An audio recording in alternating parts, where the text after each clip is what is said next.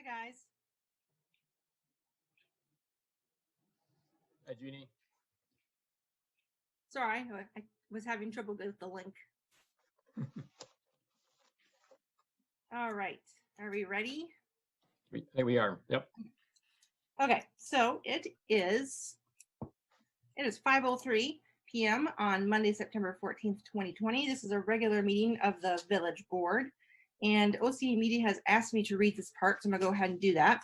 To watch the meeting, these meetings are televised live by OCA Media on Spectrum Cable Channel 983 and TDS Cable Channel 1019. Archived meetings are available for viewing on the OCA Media's YouTube channel. All right, so we will do a roll call, please. Jacobson? Here. Bollig? Peterson? Amanda just came in. Peggy. Okay, thank you. Okay. Horton? Here. Stitch? Here. Carpenter? Here. Glish? Here. Thank you. Hey, Elise. Peterson's here. Oh, hi, Amanda. Elise, Hi, sorry. Yeah. Text or send Jerry the same link you sent me. He's having the same problem because the address on the agenda isn't live, and Okay. I can't copy and paste from a PDF. It's too long this time to type in. Okay. So why don't you go ahead and do that because he can't get in either. Is there any way that we can make the link on the PDF live, or do we not do that for security reasons? I think when it's scanned in, it's just an image, but we can actually make the URL shorter. So everything after the question mark Yeah. PDW, we could actually delete that. So Yeah, that was my fault. I was doing that. I'm not sure why. I've been copying it from Elise's invites. I'll do that going forward. Yep. Okay, cool. All right, so you're sending that to Jerry. Yep. One moment. Okay. We would think we would figure this out after 7 months, but it's different every time. Nah, I was doing that. I'm not sure why I stopped doing that. That's Okay. I'll make sure I of that going forward. don't have his phone number, but I did just email it to him. Okay, I'm gonna text him quick.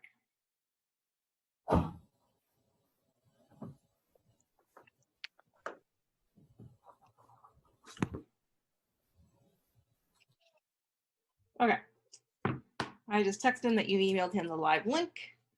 So we will soldier on here. So item 3 is welcome trustee Luke Stitch to the village board. Luke's here. Hi, Luke. Thanks for being our 7th trustee member. We appreciate that. Is there anything that you want to say, or just wave, or? Waving's always the easiest to do, I think.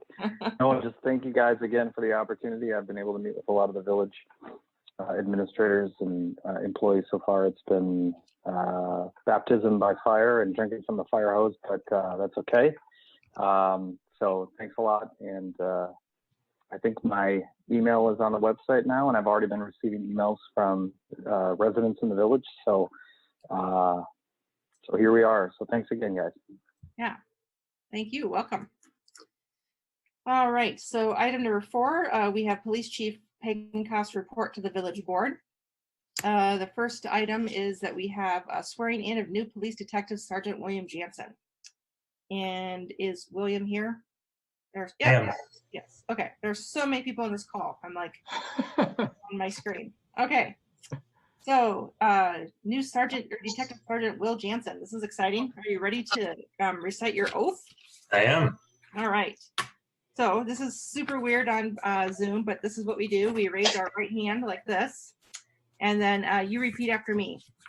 I, William T. Jansen, do solemnly swear I, William T. Jansen, do solemnly swear that I will support and comply with the Constitution of the United States of America, that I will support and comply with the Constitution of the United States of America, the Constitution and laws of the state of Wisconsin, the Constitution and laws of the state of Wisconsin, the charter, laws, and ordinances of the Village of Oregon, the charter, law, and ordinances of the Village of Oregon, the rules and regulations of the Village of Oregon Police Department, the rules and regulations of the Village of Oregon Police Department, and the Law Enforcement Code on Ethics, the Law Enforcement Code on Ethics, and that I will faithfully discharge the duties of my office as a Detective Sergeant of the Oregon Police Department.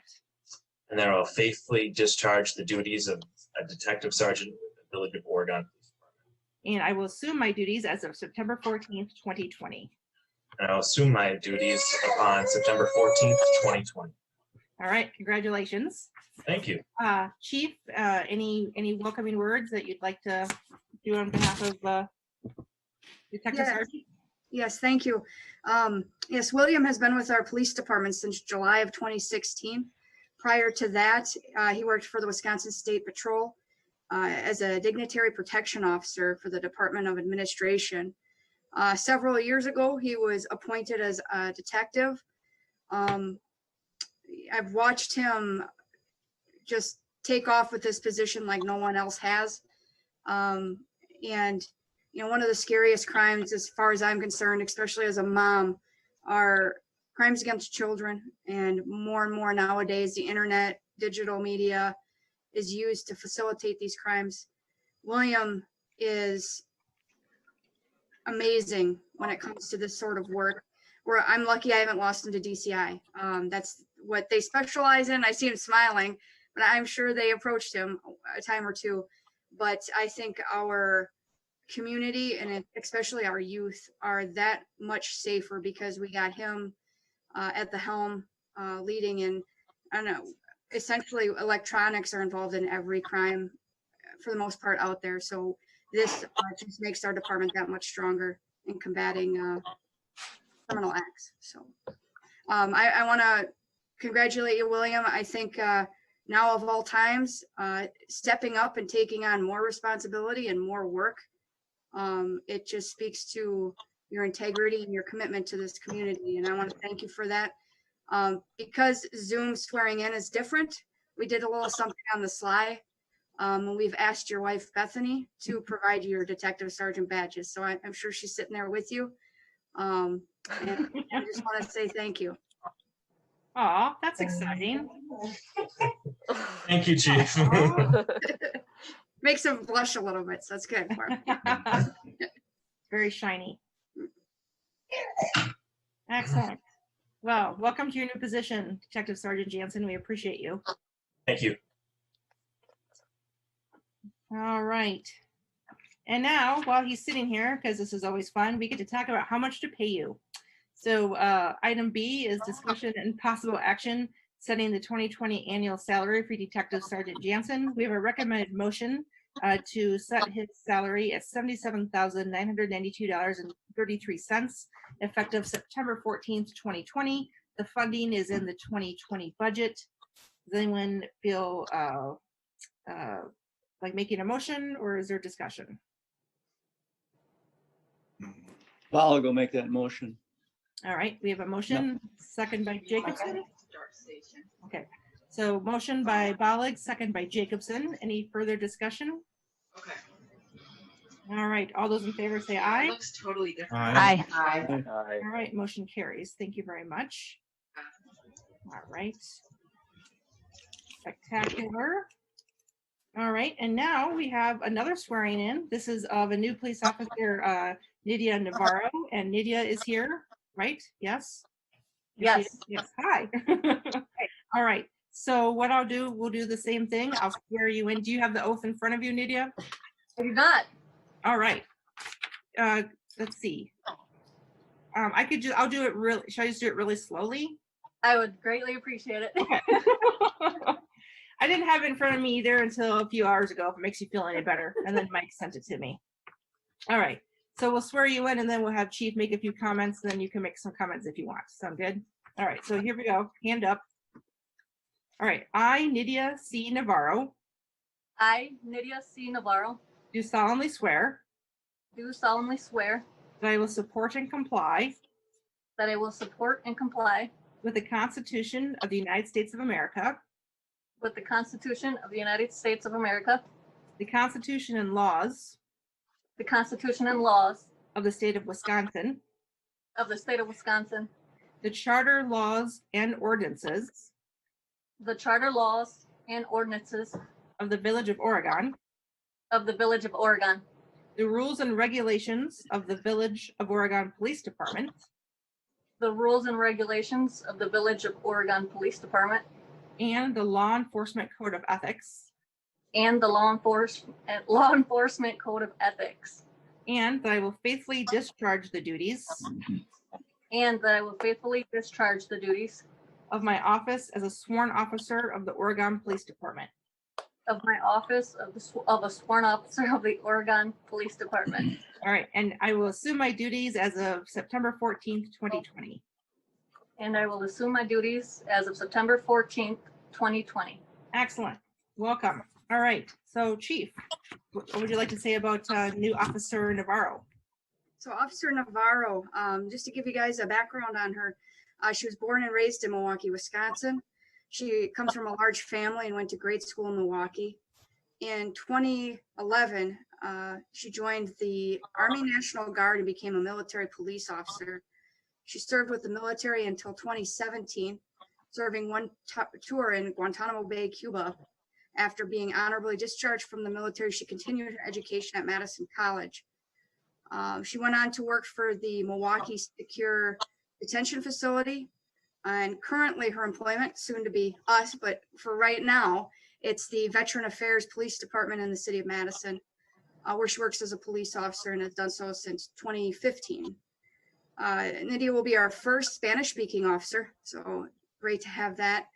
As I explained to the police commission, all of us, I heard this across the board, she went in front of 2 interview panels, and both interview panels, including myself, were beyond impressed with the level of dedication and commitment she has to this profession.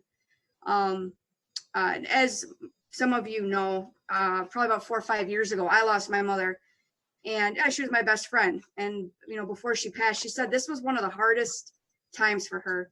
Not me being out on the road patrolling, but me standing there holding my hand up and giving oath, knowing that my word meant everything to me, and also that I was promising to protect life and to do everything I possibly could to keep my community safe, whether the people even knew my name, whether they liked me, whether they hated me. That was my job. And Nydia reminds me exactly of that person as I stand here watching her take that oath. I think that this community will do nothing but great things with her serving. And this is the first officer I get to swear in as your permanent chief. And I couldn't have thought of a better person. So I look forward to working with her, and I'm excited about the future. Wow, that was a glowing report, Officer Navarro. Well, thank you. Yeah. Anything that you'd like to say? I'm very excited to work for the Village of Oregon. Thank you so much, Chief, for giving me this opportunity, and I look forward to my future with everyone. I'm very excited. Excellent. Well, welcome to the team. Thank you. All right. It's always fun to swear in new people. All right. Thank you. Thank you. Okay. So going on to, we're still under Chief Pagenkoff's report to the village board. Item D is discussion of recent traffic stop. Do you want to tell us about that, Chief? Yes, and I'm just going to go off some notes here so I can be respectful of everybody's time. Several weeks ago, actually about the end of August, we had a very typical traffic stop conducted within the Village of Oregon. The stop ended up occurring right where the library is being built, the new library. It occurred on day shift, so midday, and everything went relatively fine with the traffic stop, pretty typical. The only thing that was a little different was we had a civilian walk into the traffic stop, interrupt it, and check the welfare of the driver, which is unique, but our officer handled it well. The reason I bring this up is I wanted to bring this up in discussion with all of you, the board as the community leaders, and talk about this a little further, because unfortunately some misinformation was posted on Facebook about it. it's pretty typical. That's the world we live in right now, social media, any information's out there. But what happened is it triggered this large amount of emails to be sent to me and to our citizen communication email. And essentially what it started it was just this post. So I'll start with the post. It was nothing terrible that was posted, but it did entail that the traffic stop that I mentioned was unlawful. The reason for the stop was not lawful.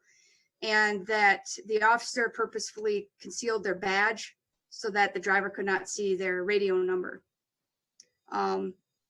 So all of these emails started coming in over the weekend, and several village residents who have my department cell reached out as well just to make me aware. To give you an idea of what these emails were, some were from Oregon residents because they said so in the email. Others were not Village of Oregon residents. They were from Dane County though. And then there were clearly some out-of-state agitators in the mix as well. To I guess summarize all of them, they were very negative and they were very reactionary based off of that post. The post was taken as valid information and it just kind of spiderwebbed from there. Some of the emails contained content requesting that the officer be immediately disciplined.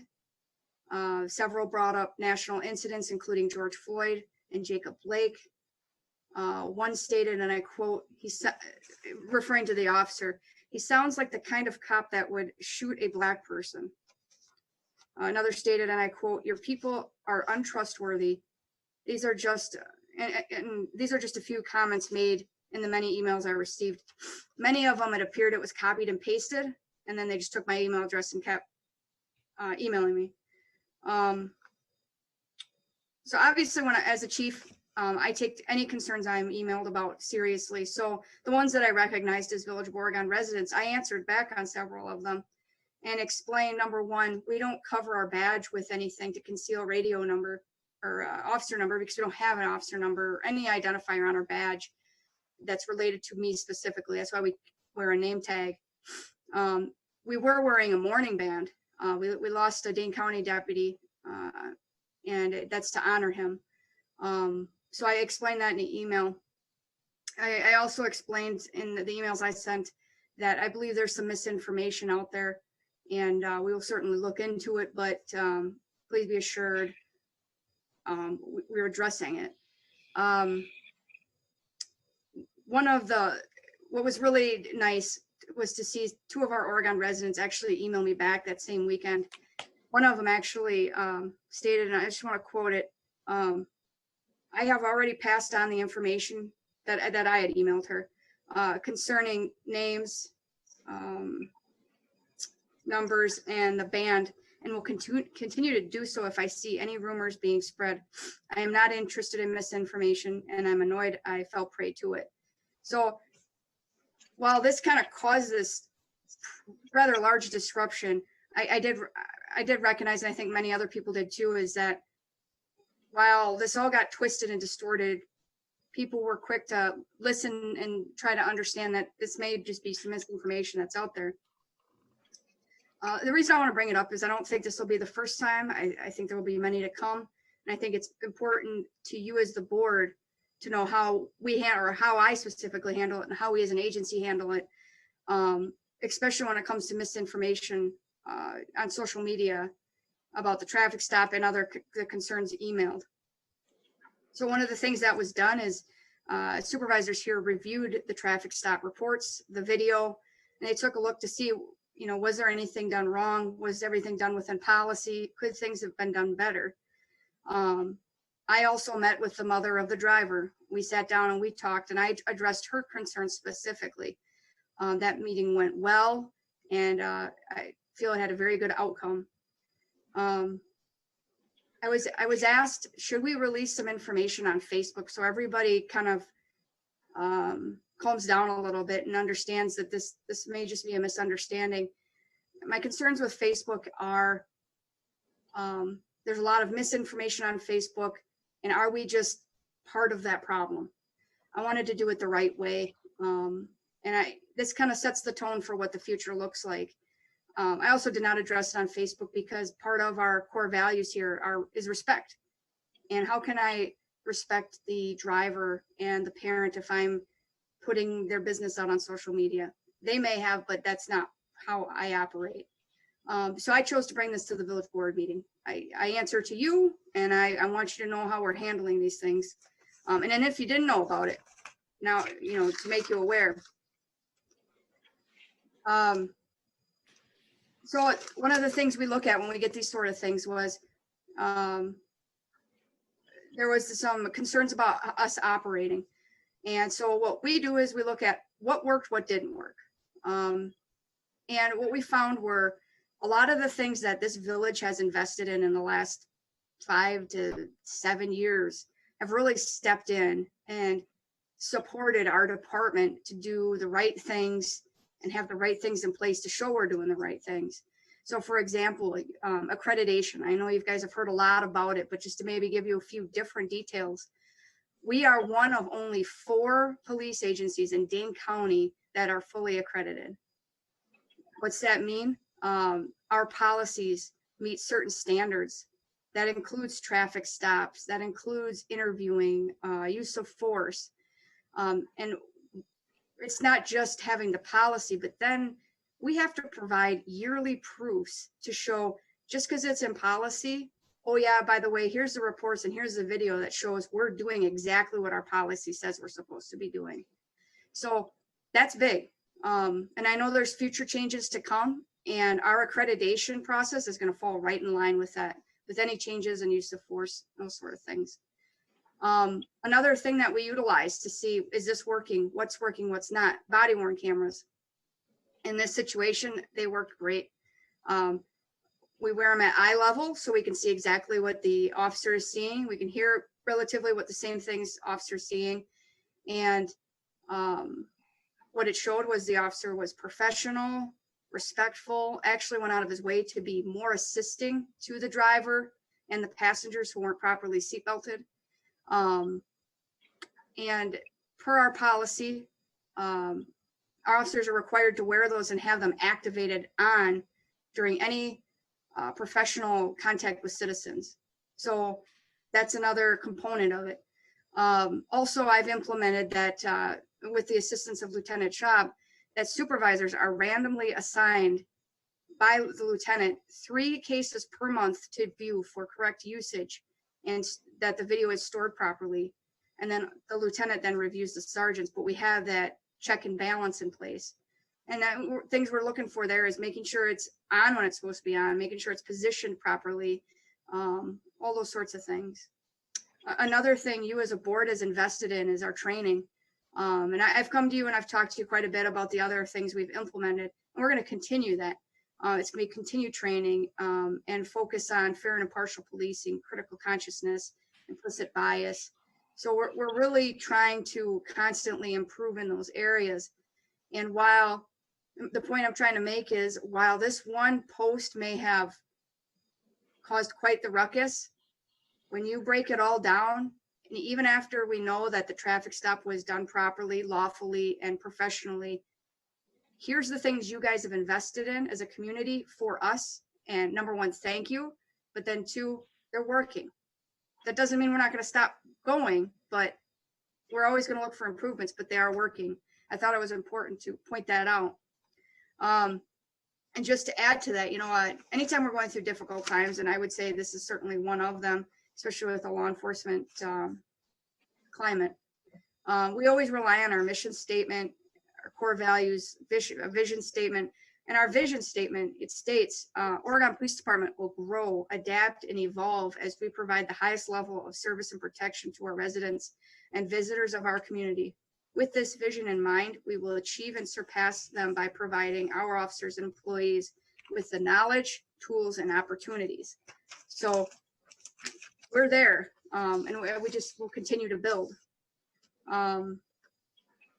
Another concern that came up that I wanted to bring up to all of you was the interruption of police contacts. So in this particular traffic stop, unfortunately, a civilian did walk into the traffic stop.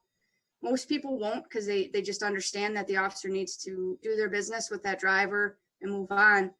Unfortunately, this woman chose to, and it was, you know how busy it is right there where the library is being built. You have a small hill, and she parked in a no parking area. So there was a lot of concerns for safety, not only for the driver, the civilian who was interrupting the traffic stop, but also the officer. Technically, what happened was illegal. It was again very unsafe for all of those involved. But the officer came back and talked to me about that part of it and said, I just wanted to let you know this happened. And I said, well, thanks for letting me know. He goes, I didn't want to cite her because I could tell she wasn't trying to harm me, but I was concerned for her safety. So he had her information. I actually went out and visited with her. We had a really good discussion. And I think at this point forward, she understands that that's just not a safe way to handle things. And I gave her some advice on if she does want to watch traffic stop, how she could safely do so if she is concerned for the driver. But in looking at this, it was brought forward to me that there may be a group within the village that is posting information about this sort of thing, about walking into police contacts. It's really frightening to hear that. I did reach out to my peers amongst the county and asked, is anyone else seeing this? And unfortunately, or fortunately for them, but unfortunate for us, no, they're not. It's really the only areas of this county you would expect this to occur. Outside of that, our comparable villages and cities are not. So I am certainly concerned about this. I've provided some clear direction to my staff that this really comes down to one of two things. The person that's interrupting the police contact is either the type of person that's cooperative, or they're threatening, violent, aggressive, and preventing that investigation from occurring. In those situations where that person is truly there to harm someone or to put that officer in some pretty extreme, unsafe circumstances, I have informed those officers, you go ahead, you make that area safe. You can't be threatened. You can't have acts of violence committed against you. With these other individuals who are walking into police contacts where it's similar to this traffic stop, I've asked them to forward me the information, and I will personally go visit with them and we'll have a talk. I think people are, even after reading all these emails, people are obviously, they have very strong feelings about things, and they're very passionate about what they feel. And I think with some dialogue, we can get back to some sort of area where they can express their concerns and have their questions answered without things becoming unsafe. If we can't get to a good place when I talk with people who are cooperative, then I will address it. I'll take the officer out of the situation, and I, as the police chief, will address it with that individual. One of the emails that I received from a community member, actually she doesn't live in the community, but just outside the community, expressed interest and asked why I'm not providing statements regarding national law enforcement incidents. My feeling on this is, at this point, a lot of other people are making statements. I just want to act. I'm out there looking for training. I'm out there looking for other ways we can do things to provide better connection with our community, especially our diverse areas of the community. So, that's my answer to that. We are certainly on calls challenged more than ever. I have kept Mike and Jeannie informed of some of those challenges. I did, again, wanted to bring this in front of all of you just to remain transparent. Obviously, the community has the ability to see this statement I'm making as well.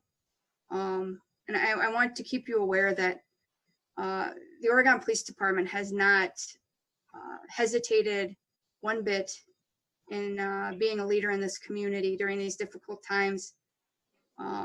I did give, I sent an email to our staff before this meeting and welcomed them to come to me with any input or concerns or suggestions they may have. And one officer did say to me, he goes, I hope they know that we're still part of this community. And I think it's just that feeling, we're in COVID, so that doesn't help, but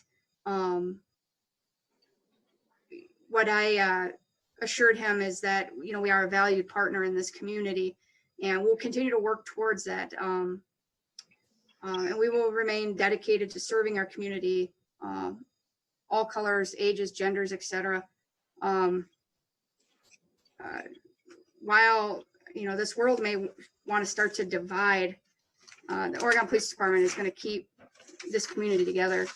As far as I'm concerned, that's going to be what we're determined to do. And it's covered in our mission statement and values.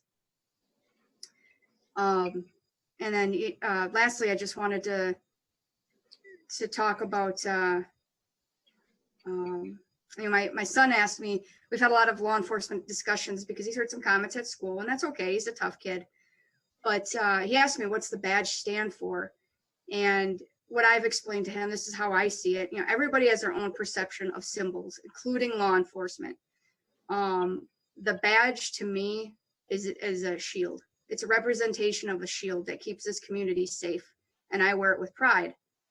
And I can tell you in the last at least 2 months, I've watched some very good people set that shield down and walk away. The reason I bring it up is I want you to know what Oregon Police Department's like. I've sat back and watched it, and there have been times all of our badges have gotten slightly heavy, kind of heavy, really heavy, and I've watched as co-workers have come in and supported them so they could keep that shield up. I've watched family members. I've watched community members. Actually, a few of our crossing guards have come in, given us hugs, and showing their support. And, even other staff here, Mike and Jeannie and Jenna, you guys have all been very supportive. And I'm not saying these things to say poor police, but these are, yes, they are my staff, but they are your officers. They are they are this community's officers, and they are some really great people. So I know that they have your support, but continuing through with that support, these guys, men and women, are very committed to making positive change. I watched day to day, they come in my office saying, what can I do to help? It was so great for now Detective Sergeant Jansen to step up and say, look, I want to become an instructor in this. It's not easy curriculum. So we're there for our community, and we're making positive changes. And yeah. Does anybody have any questions? I know I unloaded a lot of information, but I think this is something that's just been, it's up in the air in every community. And I'm sorry, I'm just the type that's going to walk right at it. I'm going to tell you where this department sits and what they're doing. No, that was really great to hear, Chief. Thank you for all that information. I think one of the things that I've talked with Chief Jenny about is if she feels comfortable with it, having her have a report on every village board agenda, just to give us an idea of what's happening in the community, because we're in a day and age where there's a lot going on in our culture. And so I want to make sure that the Oregon Police Department knows that they are supported, and that Chief knows that she can ask for the things that she needs, especially training. I think this board is exceptionally supportive of whatever training the officers need or want. So, and I appreciate you giving us information about that traffic stop, because that was all over Facebook a week ago. And it's unfortunate when not factual news goes viral. Yeah, I saw it, and I immediately called up Chief Jenny, and I was ready to go mama bear. Like, I'm gonna tell them what happened. And Chief was like, stand down, I'm gonna handle this. So I appreciate your wise words and your cool head, because I was all ready to defend my Oregon Police Department. Questions for Chief? Everybody, yes, go ahead, Corey. First of all, thank you, Chief, for everything that you do. When I hear you talk, when I hear everyone from our department talk, I get a sense of security that you're there to be that shield, to be the one that protects us in the right way. And when there are questions, you always have the exact right answers. So thank you for that. I think I totally agree with not getting into the Facebook whirlwind of talking about a specific event that occurred. When you need to respect, the people involved. I do think, though, we probably need to do more for that social media, just education. Go on to Facebook on our police site and make some posts about, if you have a concern, talk to me, because that's how this stuff gets resolved. That's how you've resolved many, questions that come up. And when I think people have the opportunity to talk even on the phone, even though we can't do as much face-to-face now, it really gives them a sense of who our police department is and how they operate. And I think we need to get more of that out there so people truly do understand and have the comfort, like I have, that you're out there doing very, very difficult work and you're doing it at a phenomenal level. So I think the more that we can educate the public about that, the better. And I think we need to proactively, try to reach out and do that, independent of what's going on, but just making sure that everyone knows that the dialogue is always open. If they ever have a question or a concern, there's going to be someone there to answer it. But thank you, all of you. I sure hope none of you burn out, because I know it's an extremely difficult job that you're doing. And again, thank you. Thank you, Corey. All right. Thank you for that report. It's good for all of us to be on the same page. There's a lot of people on this call, so I'm just going to scroll. No one's trying to get my attention. Okay. So I'm going to go on to the last item on the Chief's report.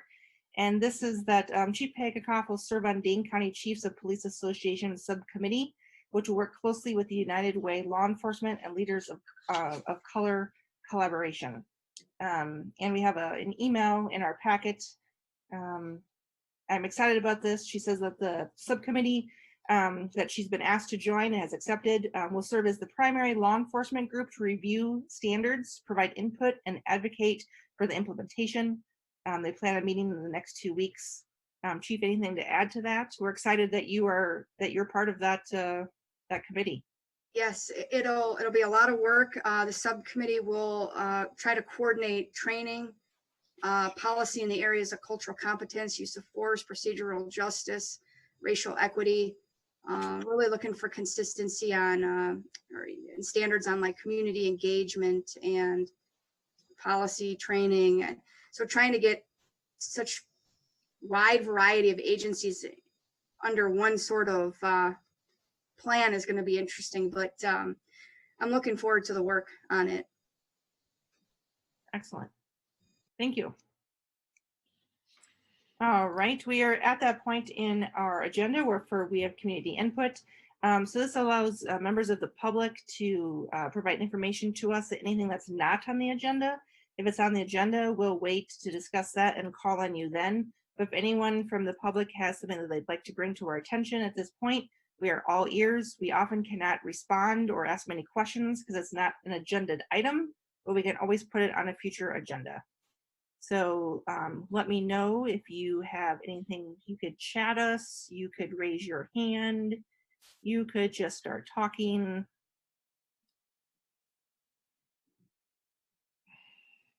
All right, I don't see anyone. Okay. On to item 6 under public appearances. The first item is a follow-up to the wastewater plant public hearing and possible board action. So on August 3rd, we had a public hearing for the wastewater treatment facility planning document that was dated June 2020 for the Village of Oregon wastewater treatment facility. The August 3rd public hearing remained open and public comments were accepted. for 15 calendar days after the start of that public hearing process. So this is an item that we've been talking about for a very long time. We've studied it for a very long time. So tonight might be the time that we perhaps move along, right, Jeff? Possible. Right. So I'm gonna continue the public hearing. Yes. We have review of public comments. Those are in our packet. Correct. Are there any questions from the board concerning the public comments that we've received? Yeah, Jenna. Got to remember how to unmute. There was the one email that was talking about sanitizing. Disinfection? Disinfection, thank you. Could Yeah. you go talk about that a little more? I guess I don't know as much as I should have. Absolutely. We go way back into the original permitting of our wastewater treatment plant. Our branch of the Badfish Creek is not considered a high, Ben, what's the right term?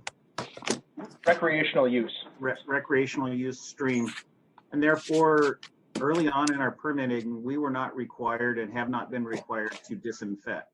And that's disinfection is usually the final treatment of any wastewater before it is released to a boundary water or a water like that, a receiving stream. Sometimes it's chlorinated, sometimes it's UV treated, but we are not.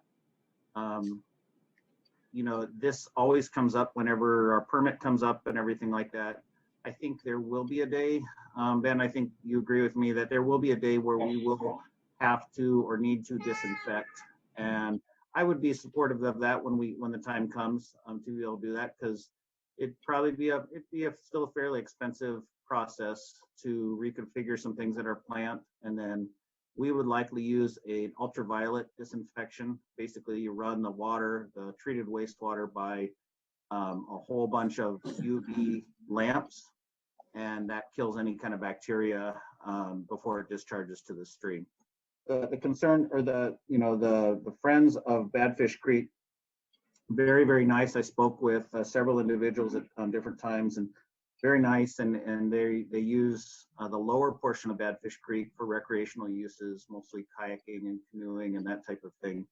And they've been working with MMSD on increasing the amount of time frame of when they're disinfecting. And so I think, we might become part of that over time. I don't know if that helps explain everything, but it's not a requirement right now, but it probably will be in the future. Yeah, and just to add to that, we did include costs for disinfection within the facilities plan, anticipating that it would occur at some point in the future. It is reviewed every 5 years when your permit is reissued by the DNR. And we had, because it's not explicitly required, we did assume that it was going to happen roughly 10 years from now. But that is included in the facilities plan costs and evaluations that were prepared.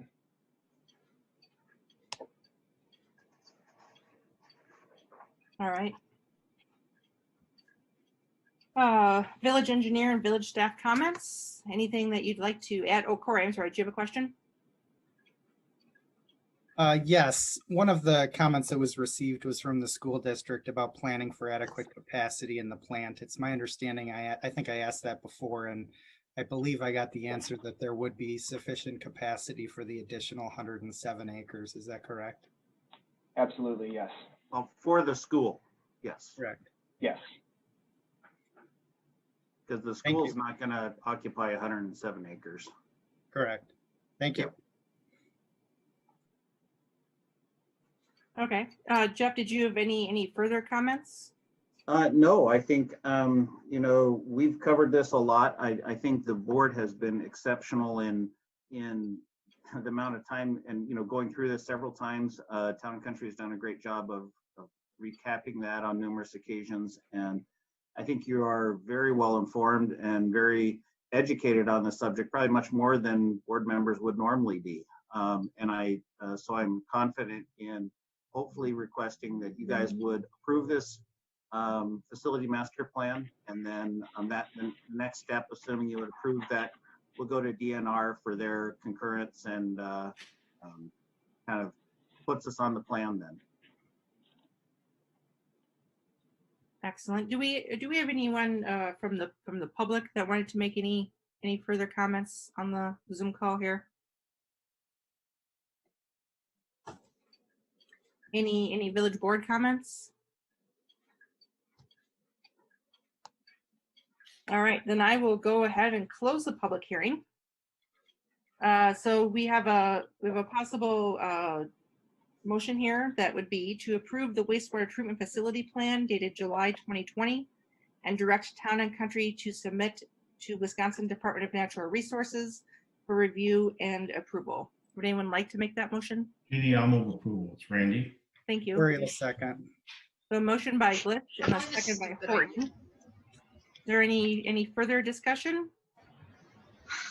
All those in favor say aye. Aye. All right. Aye. Carries. Thank you very much. Thank you to the board and thank you to Ben and Cassie and Town and Country. Nice job. Yeah. Thank you, everyone. Thank you. Yeah, thank you, Ben. Thank you for your many hours of village board meetings. You bet. That's board, B-O-R-E-D, right? All right, so then continuing on with wastewater treatment plant items. Next item is discussion of possible action regarding the blower improvement project. This is a construction services task order. We have a recommended motion to approve task order number 6 from Town and Country Engineering for a not to exceed amount of $98,000 for the wastewater treatment plant blower improvement project construction services. Would someone like to make this motion to get it on the table, please? So we have a motion by Jenna Jacobson. Is there a second? Second by Peterson. Thank you. For the public watching, this is another item that we have talked a lot about. But I don't know, Jeff, any new thoughts on the blower project? No, I mean, we've already awarded the project to stop construction. So this is pretty normal for construction services. Town and Country is very well suited. They did the design and they've been working with the contractors throughout all of this. So, and this is within reason for the hours and everything that needs to be done for this project. So they'll be the eyes and the ears and the management on the project other than us paying the bills and answering some questions here or there. So that's what this task order covers. All right, any board questions? All right, all those in favor of the motion say aye. Aye. Aye. Anyone opposed? Motion carries. Ben, you can go out and get groceries now. All right. Thanks, everyone. Yes, thank you, Ben. All right, we don't have any minutes to approve. Item 8. This is discussion and possible action regarding a $200,000 payment, which is included with tonight's voucher list, to the Town of Oregon for Lincoln Road improvements per the intergovernmental agreement that we signed, and also to get a status of the village's Lincoln Road improvements. So Jeff, do you want to give us an update before we make a motion on how Lincoln Road is going? Yeah, sure. So on this, obviously, you know, we've been working with the Town of Oregon. It's gone really well in the last 2 years on this intergovernmental agreement to kind of straighten out the boundary and the maintenance, long-term maintenance of Lincoln Road. We always receive a ton of complaints on Lincoln Road. And so, you know, it was just time really to act on that. And it was acting on it even a little ahead of where the original agreement required us to do. So the town came to us and said, we want to rebuild our section. We'd like you to rebuild your section. We actually had funds in an account that we've been collecting for 15 years, Mike, 16 years. For Lincoln Road repairs. And so we were able to work out a deal with the town where we would pay them the $200,000 and then they would do their portion from basically the maintenance shed out there at Bergamot on Lincoln Road all the way out to Fish Hatchery, and then they continue to even beyond that on their own dime.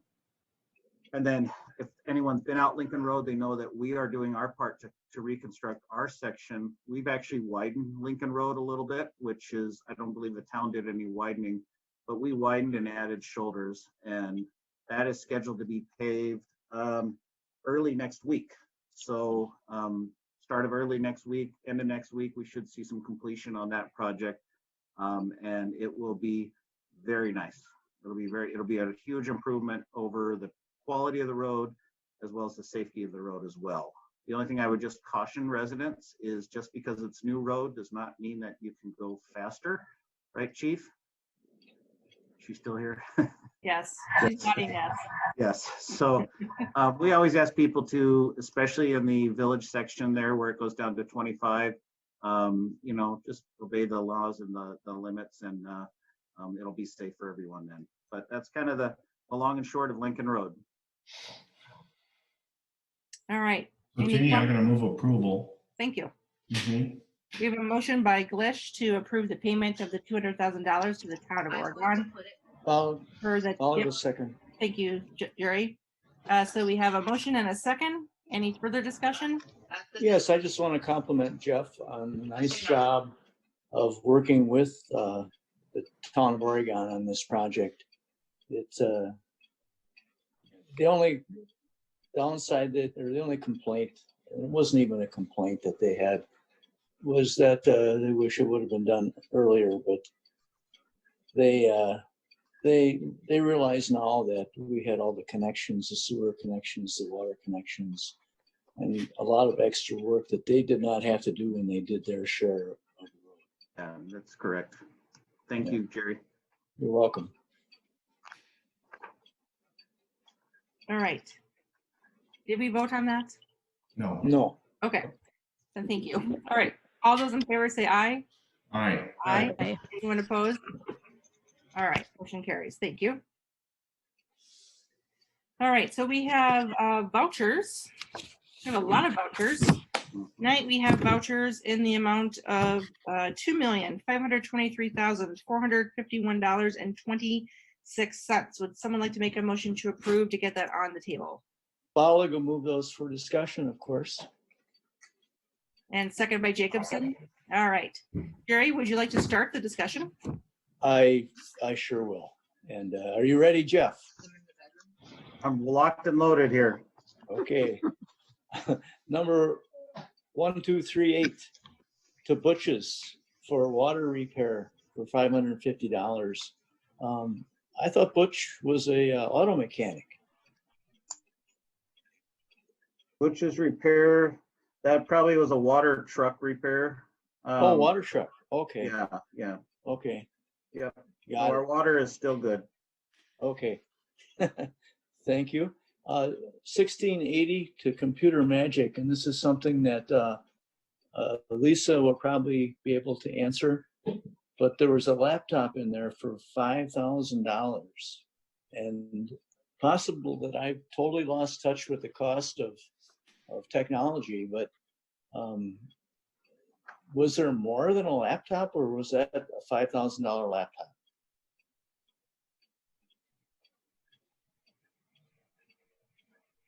I'm looking for the invoice, so just a second, Jerry. It says for senior center. Computer management. If thought it maybe was, Rachel, yeah, yes, if it was for the senior center, that was actually 4 laptops. That's what I thought, yeah. And that, 4 of them. Okay. and that cost was covered by the Council on Aging, so the village just acted as a pass-through for those funds. No, and that's not that really. My question was basically, how can there be a $5,000 laptop? You know. Yeah, it would have been really souped up. Yeah, it really would up have been. Well, gaming. we probably would have had a desk, you know, and a chair and a bunch of other things. But thank you. Yeah. And then the ThinkPad, if I remember correctly, that was for Candy. For $3,000.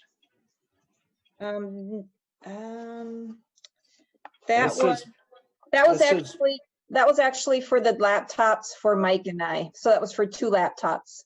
2 laptops. Okay. That makes more sense to me now. Okay. Moving on. 3005. And I got my favorite is still Fox and Sons. when Ron starts eating Hermione's family. I can't hear whoever's talking. I think it's some sort of background noise, Jerry. I'm not sure what it is. Okay.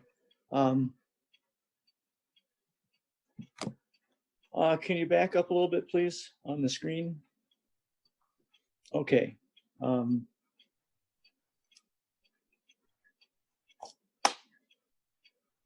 That escapes me now. I made this note and I can't.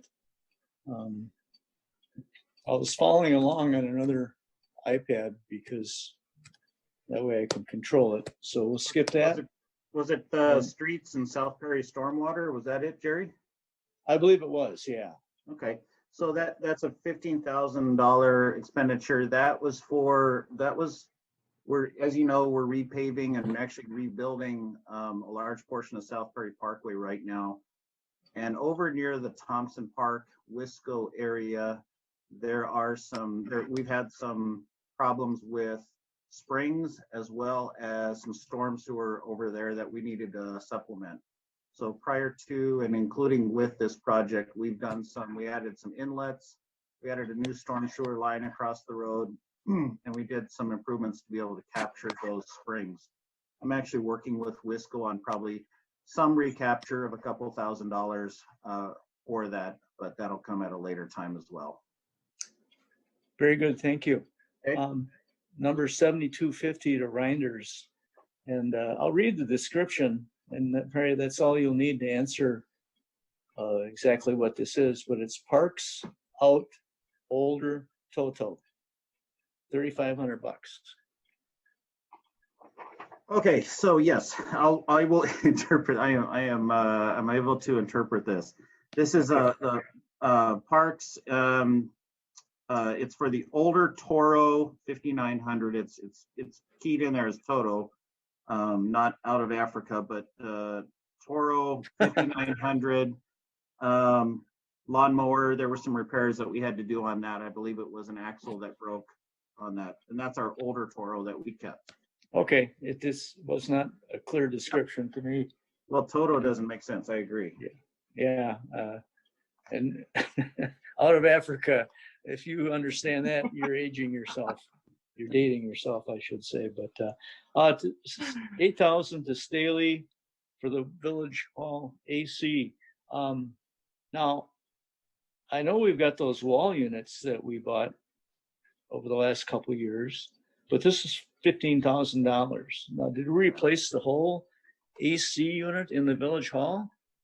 No, this one, remember, was approved back in July, I think. In July, we had the air handling unit, which is the one unit that takes care of Village Hall clerk area. So my office, Mike's, all the way out to the clerk, Peggy, Lisa, and everything upstairs, the lobby and all that went out during the hottest part of the month. And it was a total loss. So we had to, I think, approve that on an emergency order. I think, Mike, is that correct?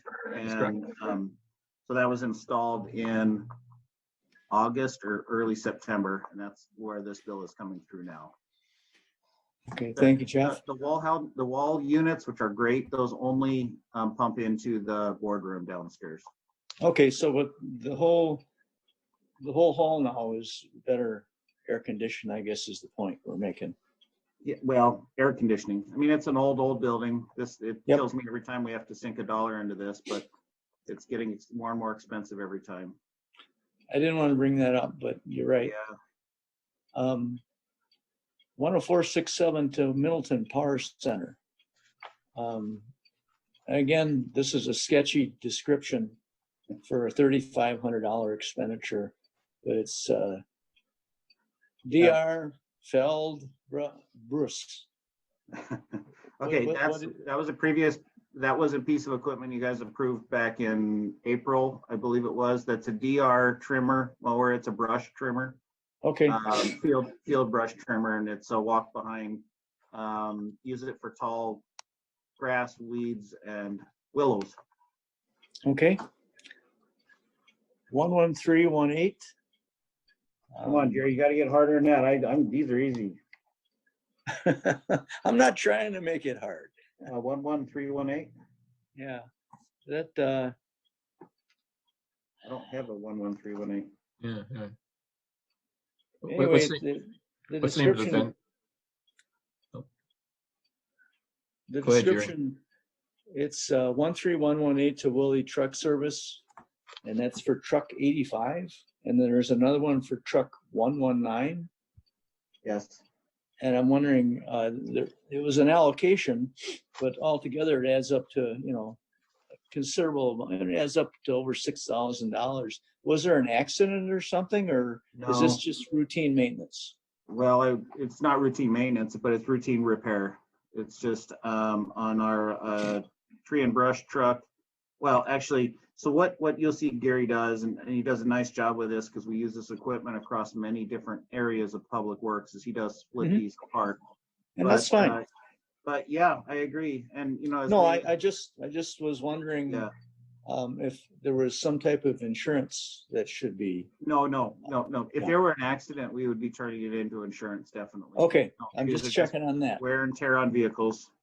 Okay, that's all You're I not gonna have. ask me about the $800,000 right below that? Oh, that I just pick on the small dollar stuff. You know that, Jeff. Thank you, Jeff. You're welcome. So Jeannie, I have one. Yeah, go ahead, Randy. 13218. Seized money case. That caught my eye. Lisa?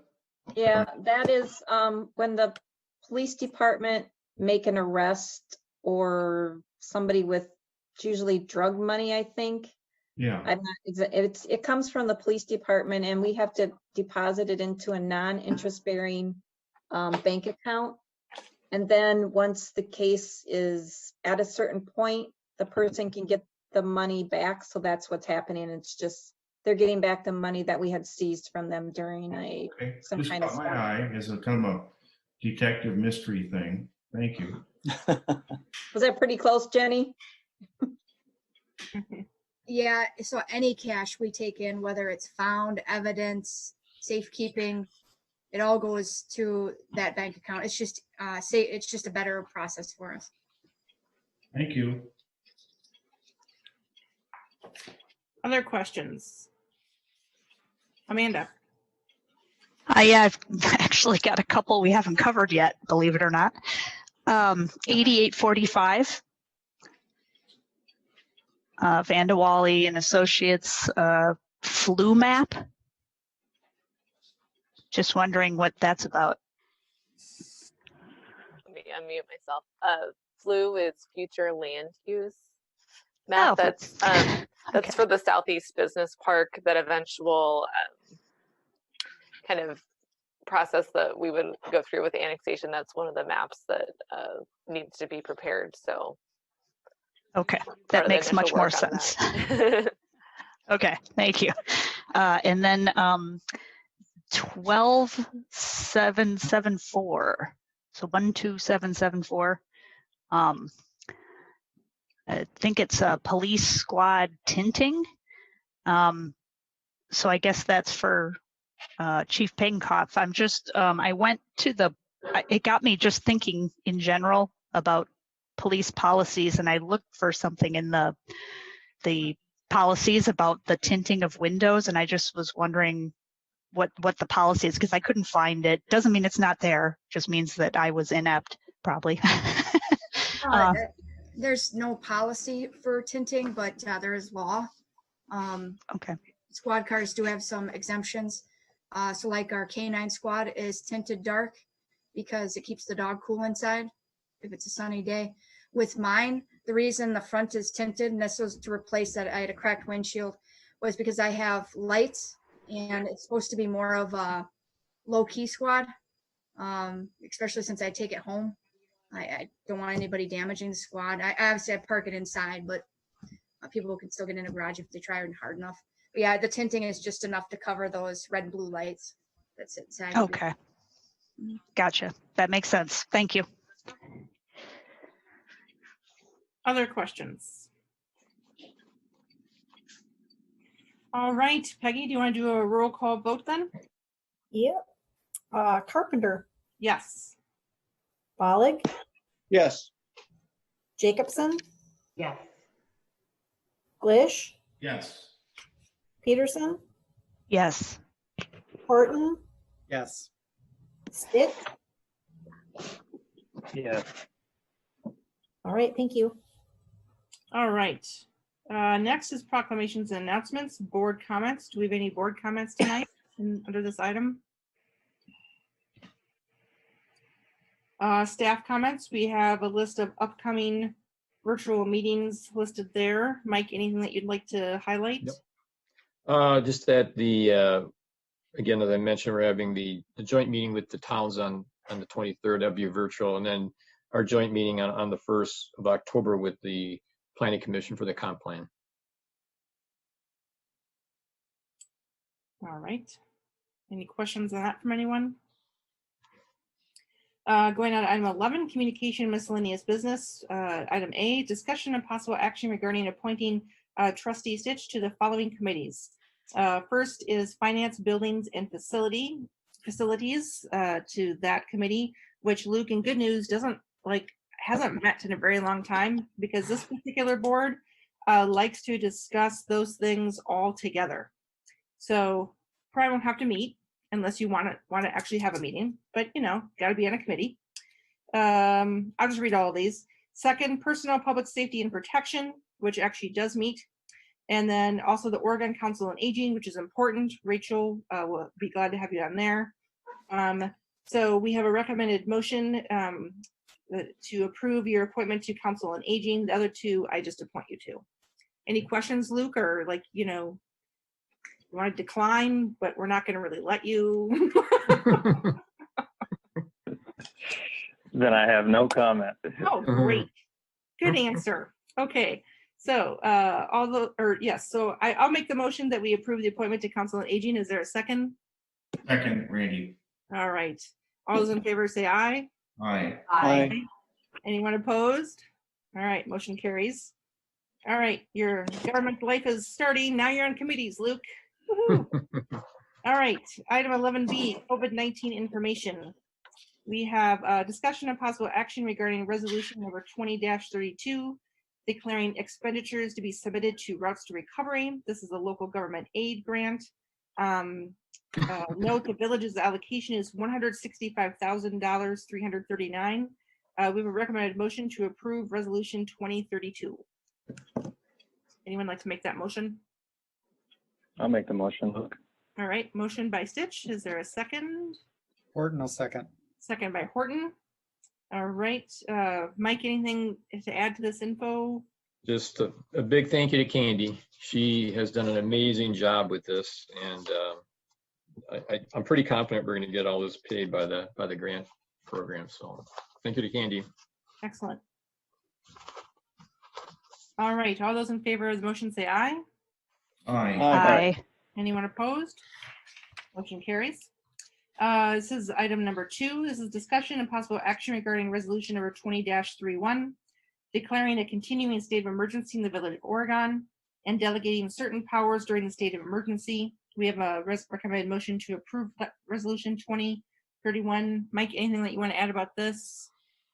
We keep doing these because we set a date, and I'm just making sure the board's still okay with having this, where I'm making some decisions, but the fact that we're meeting a lot, it hasn't really been the case versus when COVID first hit. We had a couple weeks there where I was having to make some decisions on the fly, with input by the department heads, obviously. And what I did in this ordinance, Lisa, you can go back one page, please. Thank you. On the bottom of the first page, it says, I'm proposing that we take this out to January 11, 2020, which is the first village board meeting in 21. I thought, let's sort of go out, see at the beginning of the year, and then we can decide if we want to extend it again. And then I think if we want to extend it again, we'll probably try to time it when the new administrator begins if we can. So I decided just take it out through the holidays after the first year, and we'll deal with it again on January 11th, and it's okay with the board. Any comments or concerns about that? All right, would someone like to make a motion that we approve resolution number 20-31? Kenny, I'll move. Randy. All right, Peterson, second. And a second by Peterson. Any further discussion? All those in favor say aye. Aye. Aye. Opposed? Motion carries. Thank you for that. Item C, discussion and possible action regarding the November 3rd, 2020 general election. This is the presidential election. First item is review of in-person absentee voting hours. Peggy, do you get to talk?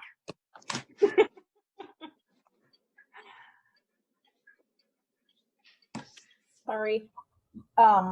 Yes, so we cannot start any sooner than October 20th.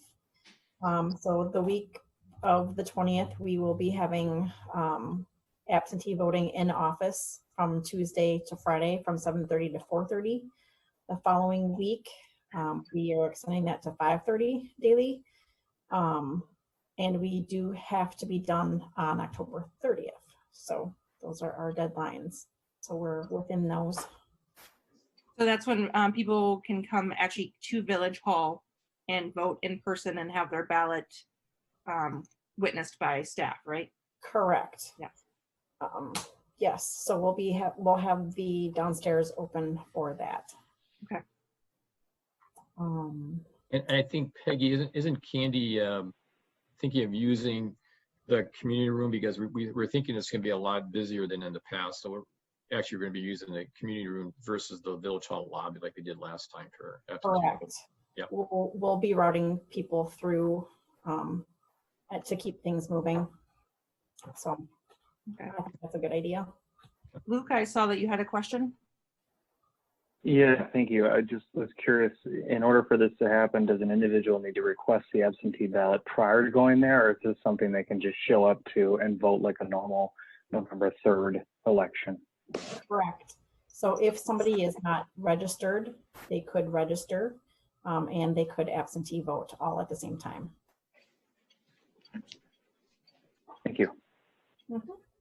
Any question for Peggy? Mm-hmm. We have not heard about the absentee ballots being mailed yet, correct? We just did. Did we? Yeah, breaking news, Randy. Are you not reading the news during the village board meeting? No, I don't. Correct. Oh. So the email that we received said the state Supreme Court this afternoon rejected the Green Party's lawsuit seeking to place the presidential candidate Howie Hawkins on the Wisconsin November ballot, ruling it was too late in the process to add him. Okay. So, Well, I'm glad I'm on the village board here to hear the news. Yeah. But it was a 4-3 vote.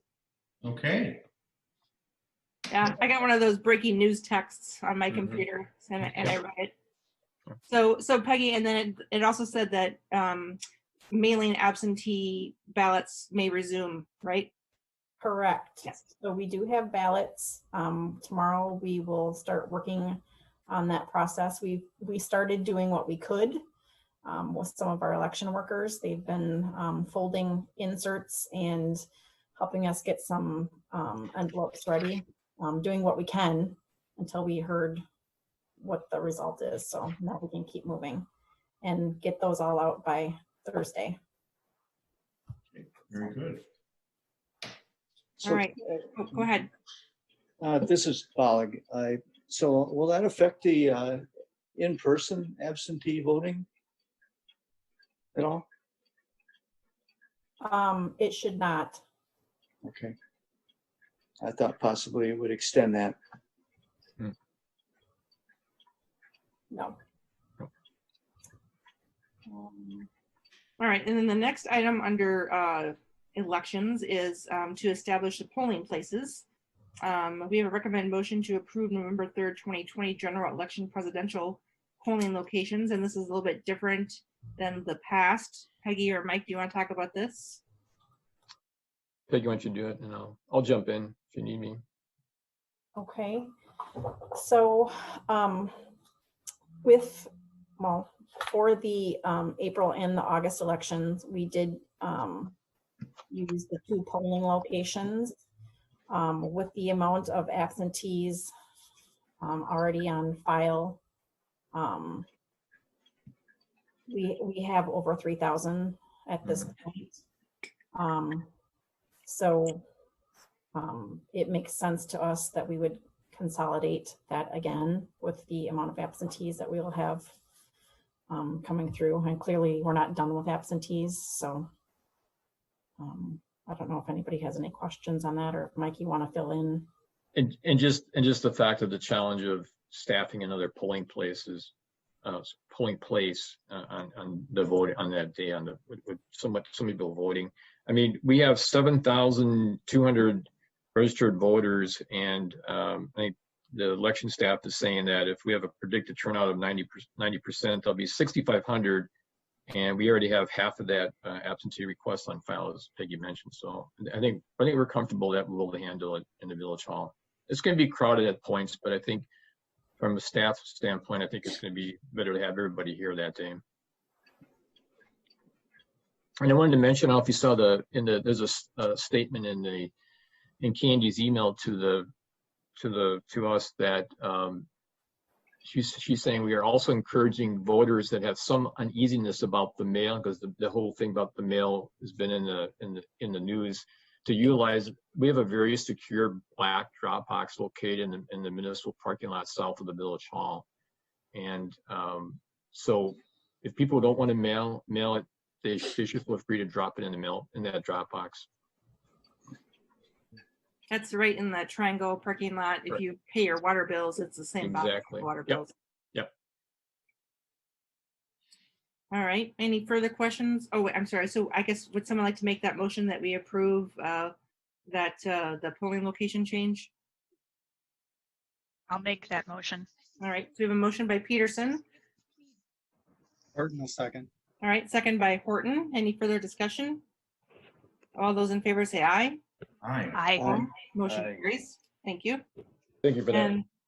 And we just talked about the Supreme Court order. Yep. Breaking news. Breaking news, yeah. All right, so that's election is done. Okay, so going on to item D, discussion of Pelletari's refuse and recycling program. And I see we have a representative from Pelletary on the Zoom call. Thank you for that. We have a couple items here. So the first is a continuing discussion regarding the changing the refuse recycling collection days due to the village's increase in new homes on the west side. This is anticipated to go into effect on Wednesday, October 7th, 2020.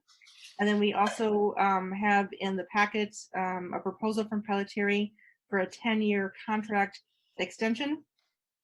And we have recommended motion from staff to approve that contract extension, which would include weekly refuse pickup and weekly recycle pickup within the village of Oregon. Mike, anything you want to cover on this? The first thing we talked about, I think it was the last board meeting, and Pelletary has already done a nice job of getting the word out on this, and I think that's going well.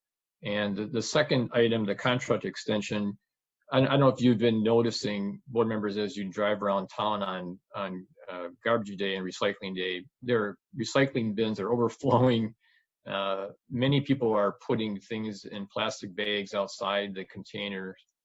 And I think that's why Jeff and I are recommending that no matter what we do, I think we need to go to weekly recycling. And so that's why our recommendation is in the packet. Kind of a background on that.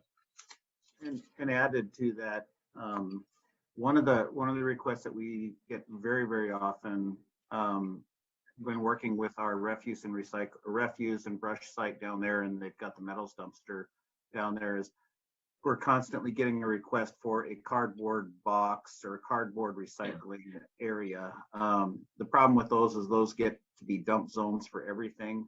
And so this would be a good way to actually avoid having to create that and man that. If we can have every week recycling included, then people will be able to recycle their boxes and cut them up, and it'll make it, I think, a lot cleaner for all. I was thinking of this today, and I was getting ready for the meeting, that when we went to the cart system, the whole reason for going to the cart system, going away from it, if people remember that we used to have to put stickers on those bags. I remember people, the good old days, right? And so then the garbage, you have to get out of the truck, and the idea is that the Pelletary person should be able to drive down the street, use the the grabber and haul and put it into the truck. That now the driver's having to get out, as you can see with all the bags, constantly getting in and out of the truck. And so this is our way of sort of going back to that system where the driver staying in the truck and can do a lot more efficiently than having to keep jumping out of the truck to put things in the container. All right, does anyone feel comfortable making a motion to approve the option number 1, the 10-year contract extension with Pelletier Waste Systems? I'll go make that motion for discussion. Okay, is there a second? Jacobson, a second. Second by Jacobson. All right. Discussion, And, Jerry? yes, I'm curious to know how you arrived at your 2.5% increase every year. Thanks for the consideration and the question. Our business is very capital intensive. We try to keep any increases at or below the consumer price index to cover our costs, and many of our expenses are over and above that. And typically on a 5-year agreement, we have a 3% escalator, and on a 10-year agreement, we have a 2.5% escalator because we have a longer term commitment. Thank you. That was going to be my second question. Why 10 years?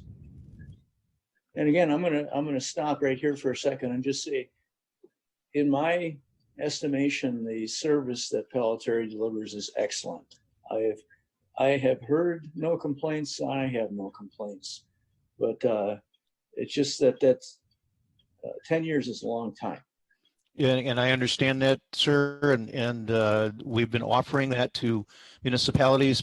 Quite frankly, we're wanting to invest more into our recycling facility. We've added some robotics in the past 2 years that have helped fine-tune things, and we see things happening in the future.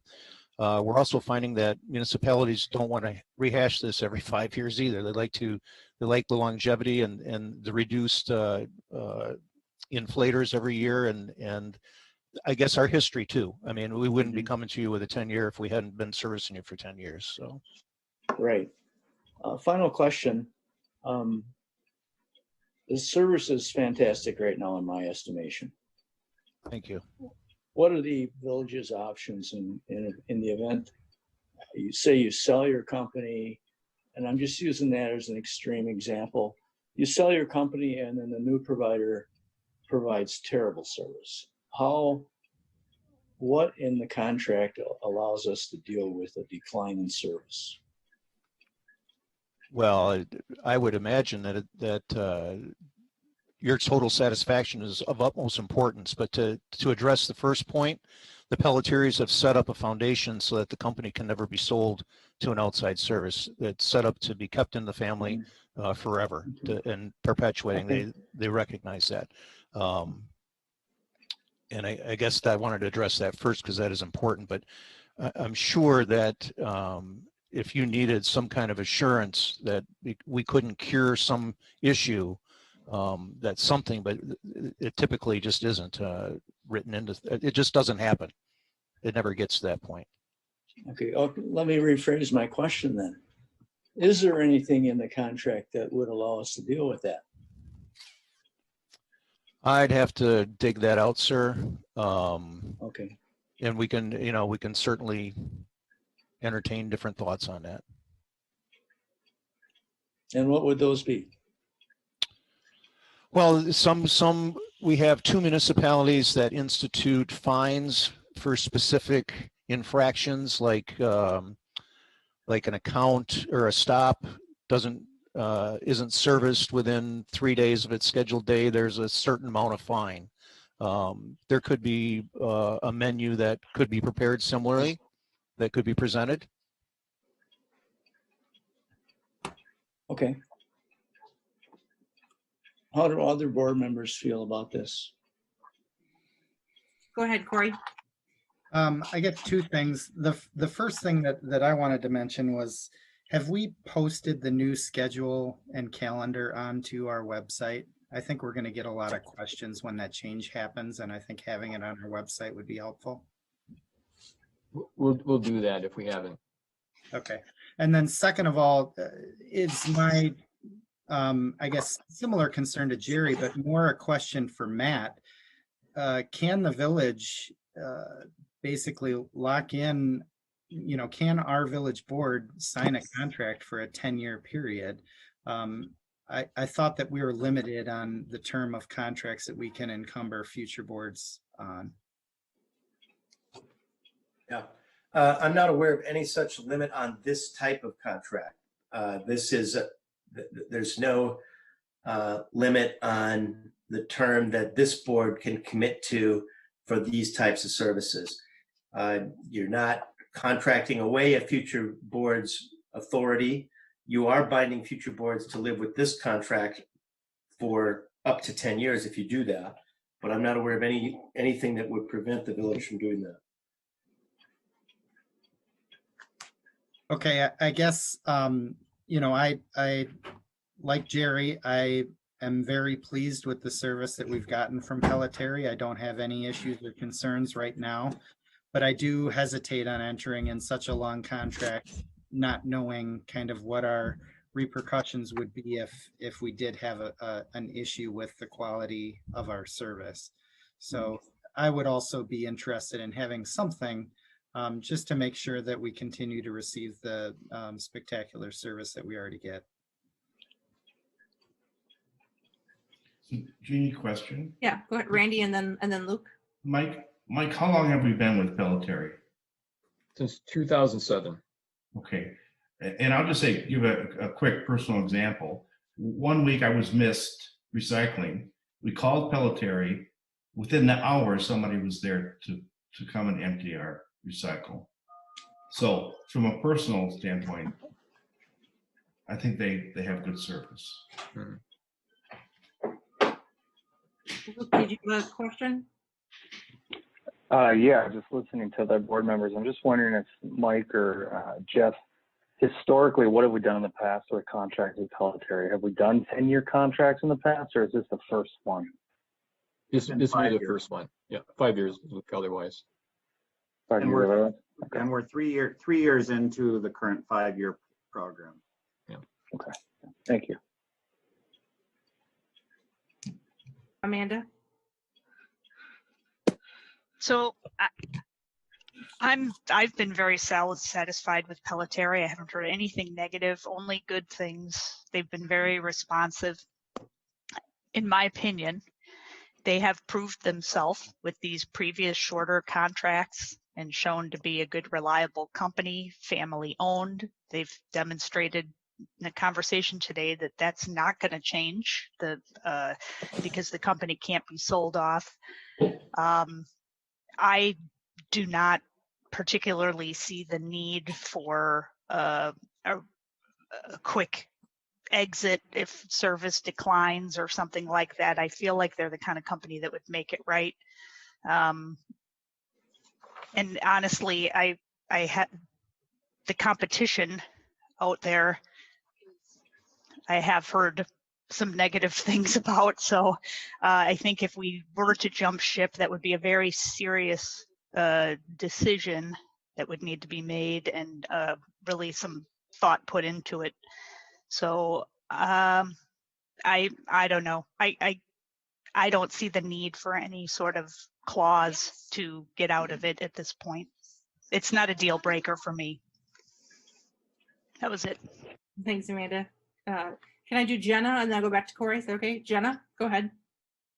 So from my perspective, I like option one the best because I've not only personally, but have a lot of feedback about wanting recycling but when I think about the future of refuse and recycling and the fact that we have a company that is still taking our recycling and willing to work with us, that makes me want to work more with them so that we can continue to offer that service to our residents. So I guess I would like to make sure that we have some sort of out in the contract if we were to need it, but I am okay with doing a 10-year contract if we have that language properly inserted in the agreement. Thanks, Jenna. Corey, do you have another thought? Yeah, and I guess back to Pelletieri with a question. 10 years is a long time, and we've seen the recycling market and I guess demand for recycling changed significantly with, the advent of, everything getting shipped now and the amount of cardboard and things like that. What happens to this 10-year contract if, 3-5 years down the road, we have an increase in recyclables of, 50%? And, what if we have markets that don't support the recycling? Are you going to be asking for a contract amendment, or are you, how does that get handled with this 10-year contract? And that's a very good question. And I think to the first point, if recyclables get to that bigger extent of the total waste volume, we would probably come to you and say, maybe we only need to do every other week in trash, and come to a different situation with recyclables. As far as the marketing of goes, yeah, we're in a different day and age, and streamlining our plant with different techniques is going to help us improve the product that we make. The challenges we're having right now is with wish cycling, with too many things coming in that people feel can be recycled and really just don't know about. So we want to put more into educating people on what can be recycled, and getting the right things in the cart so that we can do it, and having the technology to be able to support it, to sort it, and make a better product for the people that we sell the material to. We don't think recycling's going away. So I guess what would happen with the contract if financially the recycling stream changed significantly? How would that get handled with the contract? Well, I think that would be like with any other company, that we would approach the village and lay the realities out there that this is what it is. We have this contract, and can we talk about doing this thing differently or that thing differently? And then that's where the dialogue begins. I mean, that's kind of what ifs. But Pelletier is very open-minded, and we try to be very transparent and have a relationship with the communities that we work with, so that if there is something that needs to be addressed, that it will be addressed. And Mr. Pelletier, could you just state your name for the record so Peggy can get your name in the minutes? Sure. My name is Tim Bolhuis, B as in boy, Olhuis, and I'm an account exec with Pelletier. I've been with them for almost 20 and a half years now. Okay. Yeah. Thank you, sir. Mm-hmm. Harder to do on Zoom. All right. Yes, Jerry. Yes, Tim, hopefully this is my final question. What is the end destination for our recyclables? Are you able to find markets for all the products that you recycle, or that you pick up, I should say?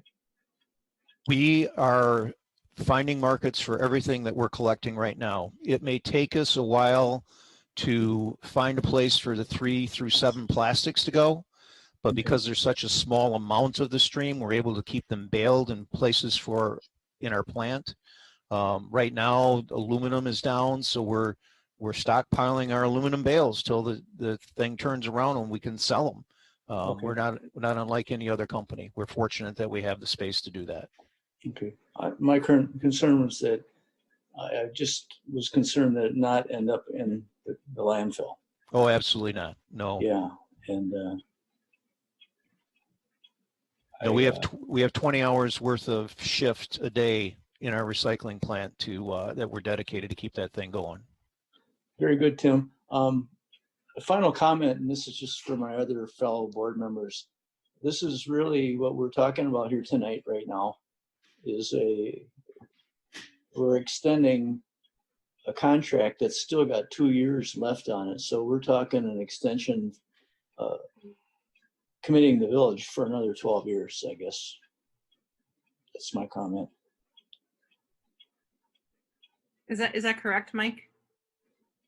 It would be an extension through 2032. Okay. Well, you didn't believe me, Jeannie? Oh, I just want to make sure. I'm just reading Jeff's memo. I hope that's right. Yeah. That's right. Yeah, Corey. I guess why are we looking at doing a contract if we still have an active contract right now?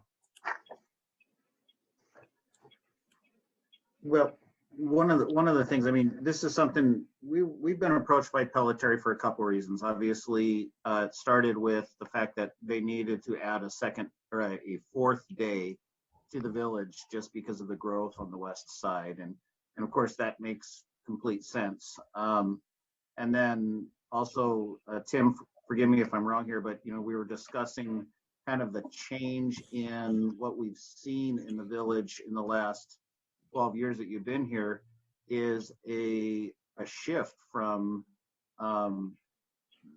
majority of going to the landfill versus a majority now going to recycling.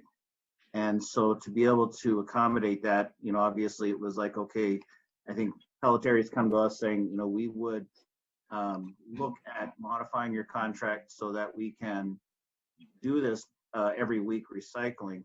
I think also one of the concerns that they have are the bags that they have to get out and pick up, which are extra time and time lost for their individuals. And anytime you get someone getting out of the truck, it's obviously a risk for injury or whatever.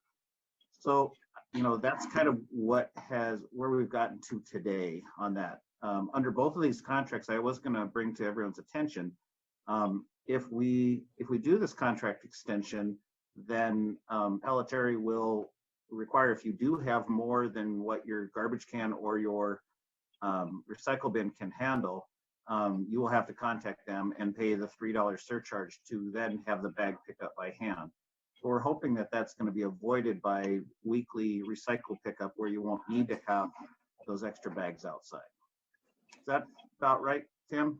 Yes, the mix of recyclables has changed dramatically. If you think of your own homes, 10 years ago, your recyclables would consist of a few bottles and cans and a lot of magazines and newspapers and heavier things like that. Well, that's being replaced by water bottles and Amazon boxes and more Amazon boxes. And I'm sure you've, since COVID, have noticed our trucks in your communities longer and longer each and every day.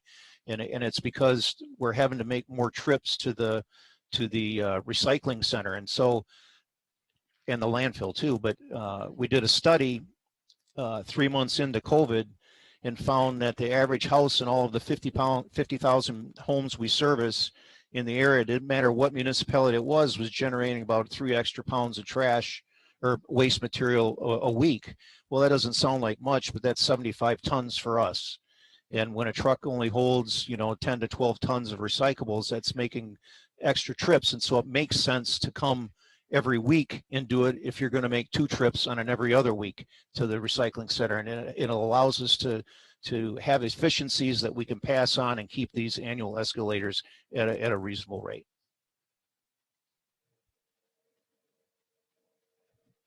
So we came before the contract was up because we're in a now type situation. And Wanakee has made the recommendation to their board. It's going to be voted on in a week or two. We're presenting it to all of the municipalities because it's one of those things that, hey, maybe we can take advantage of this now for both of us and have it make sense.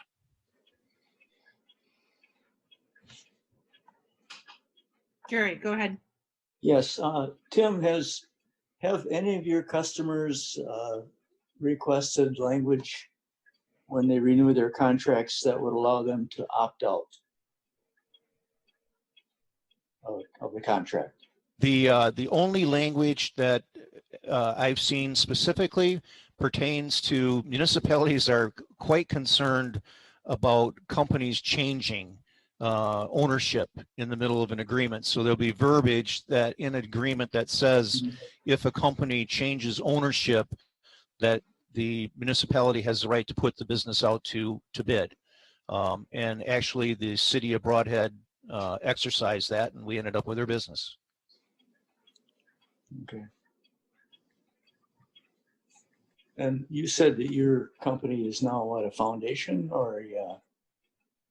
Yes, they set up some sort of foundation that keeps ownership within the Pelletieri family, and part of that guarantees the kids and their grandkids for generations to come an educational opportunity and a place to work. And all three of the kids they're in their early 40s have all signed on to that.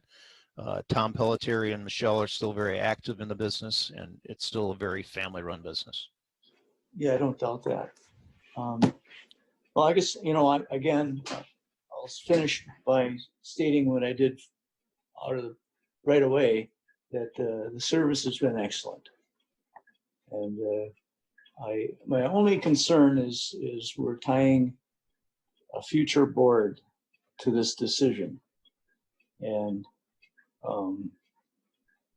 again, this goes on the village services bill. What we get a separate bill that includes your service. It goes on water and sewer bill, Jerry. Yeah, that's what we call it. Yeah.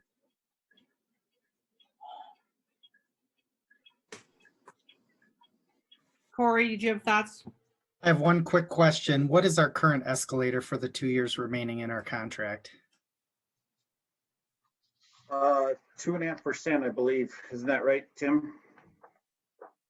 I believe the rates shown on the screen that I saw, I don't have your current schedule of fees, but if you look at 1195 to 1220. Yeah, right. Yeah. Yeah, they're the same. Very close. Very close, within a dime a month. All right, thank you. This is Matt. Can I offer just one other comment? Yes, please. Given that there are 2 years left on the current contract, if Pelletieri and the village weren't having this conversation now, we'd need to be starting this conversation soon in any event, because this is the kind of contract that you need to get started on the process of getting a new contract in place more than 6 months before your contract expires. Let's put it that way. So being a couple of years ahead on the process is actually a good thing, I think. It puts you in a much stronger position, frankly, than you would be if you were kind of behind the 8 ball, shall we say, in terms of trying to get something done. Mm-hmm. I have a question for Matt. Are we okay not publicly bidding this work for this contract extension? There's no legal requirement that this be publicly bid, so that's not a legal requirement. Okay, thank you. I guess what I'll just add to that, as I recall, and Mike would probably know better than I do, but when the village started working with Pelletieri, my assumption is that in the lead up to that decision, there was probably an RFP process of some sort that allowed the village to evaluate the different companies that are available and what kinds of services they would offer and what kind of terms they would provide. So there is that option, but that's why, you don't wait until the last minute to do something like that. If you want to go through that kind of a process, you need to give yourself time.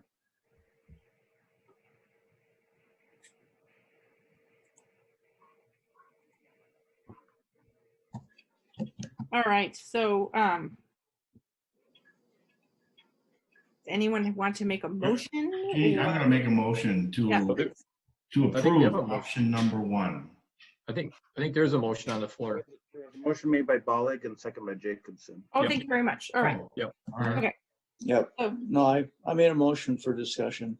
Okay, What is sir. this? What do we spend annually on this contract? I can tell you real quick. You got it, Jeff, or I could look it up. It's about $500,000. I know it's a big contract. Is that about close, Lisa, don't you think?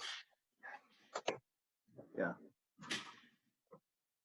The budget was $502,000 for 2020, and you have it at 512, I believe, for 2021. Good. That includes all the services related to Pelletieri. Right. Mm-hmm. We should add with this that Pelletieri does offer the trash or the shredding events. They do provide us dumpsters. If we ever go back to like public events like Summerfest, they provide dumpsters for the village hall. They do really, I mean, there's things that are, if you go through these contracts, you'll see these printouts that are there. You'll see the things that they do for the village above and beyond just the collection on a weekly basis. Well, I mean, and technically, depending on how this motion goes, the contract has to come back to the board for you to look at and recommend approvals to be signed by Jeannie and Peggy. So. Right. Mm-hmm. Tim, is there any chance you could sharpen your pencil and reduce that price at all for a 10-year contract? Well, actually, the boss is really saving you a ton of money. Most municipalities go to weekly recycling. It's an additional $2 and some change costs onto it. And that was Tim. No disrespect, but that wasn't my question. Okay. Any chance the boss would reduce it anymore? I would say that he would entertain it for a longer term commitment. I mean, it's I can't speak for him, but I can say. Well, okay. I can tell you they're very good numbers. That I can tell you. So I'm going to go ahead and call this vote. I've got no problem signing this contract. Pelletieri does a great job. I don't know if you all know what the competition is, but I do. So I would vote that we go with Pelletieri. Mm-hmm. So I'm going to call the vote. All those in favor of the motion say aye. Aye. Aye. Opposed? Motion carries. Thank you very much for your time on the call, Tim. We appreciate it. Thank you very much. All right, going on to item E. Discussion of possible action. Schedule for Village Administrator Search Public Administration Associates PAA. We have a note from Mike in the packet. Included in the packet are 2 schedules prepared by Kevin Brunner from PAA and an email between Kevin and Mike regarding the recruitment schedules. Just for the board to know, the PAA came back to us and was very concerned about doing recruitment during the holidays and was very concerned that we would not get a robust selection of candidates and B, perhaps not the candidates we wanted. So they very politely suggested that we push it back to after the holidays. And so that we could keep going, Mike and I said that, yeah, let's go with that.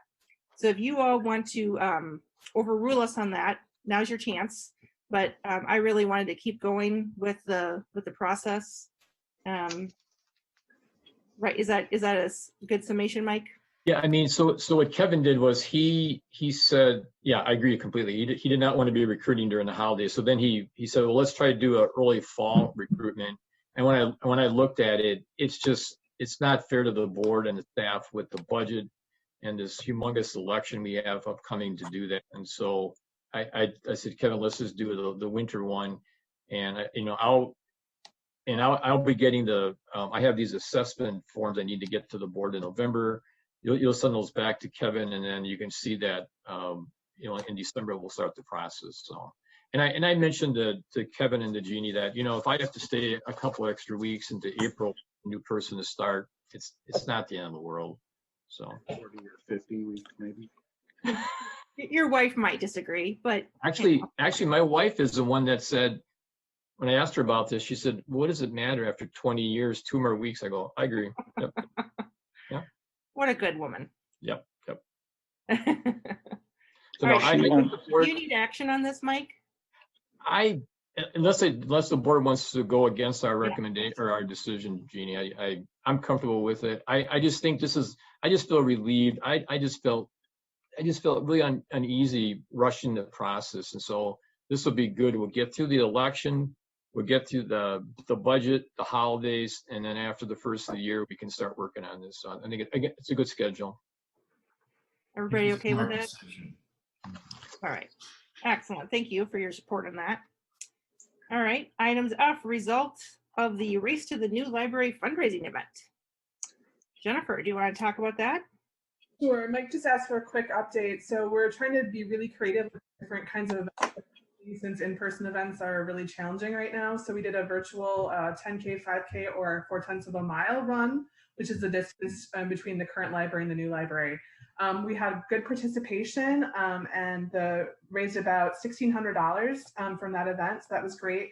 And then we combined it with what we call our Day of Giving, which is a big marketing push and promotion in the community the day of a special event like this one. And we set a goal of raising $25,000, and we're fortunate to again achieve our fundraising goal for the day. So thank you to everybody in the community that participated. Also, Logo Promotions in Oregon gave us a really wonderful deal on purchasing t-shirts for the race participants. So thank you to them as well. Excellent. Any questions on that? It's nice to see the library fundraising marching on during COVID. It's a good thing. Item G, discussion and possible action regarding resolution 20-29, requesting exemption from county library tax. We have a recommended motion to approve the resolution. Would you like to make that motion? This is something that we do every year, correct? Correct. Yep. Amanda, are you making a motion? Yes, I am. All right. So motion by Peterson. Is there a second? Second by Stitch. Are there questions? All right. All those in favor say aye. Aye. Aye. Aye. Motion carries. All right. So now we have item H, the very large document, the initial review of the draft 2021-2025 capital improvement plan. Very small print. So many things happening, but that's a good thing. Yes. All right. So Mike, do you want to take this away? Yeah, I'll try this. I'll wait for Elise to bring it up. Thank you. Did board members come and get a hard copy of this? As I knew this is going to be hard to. Yes. Okay, good, Yes. good. I will not go through each item on the schedule unless you want me to. Little humor. No, I wanted to maybe, well, first off, I need to say thank you to the department heads and particularly to Lisa for doing this. This took a lot of work. And one of the things that Lisa did this year is she broke it out into sections. So I think it's a lot easier to read. You know, we have it under buildings now, equipment and so forth.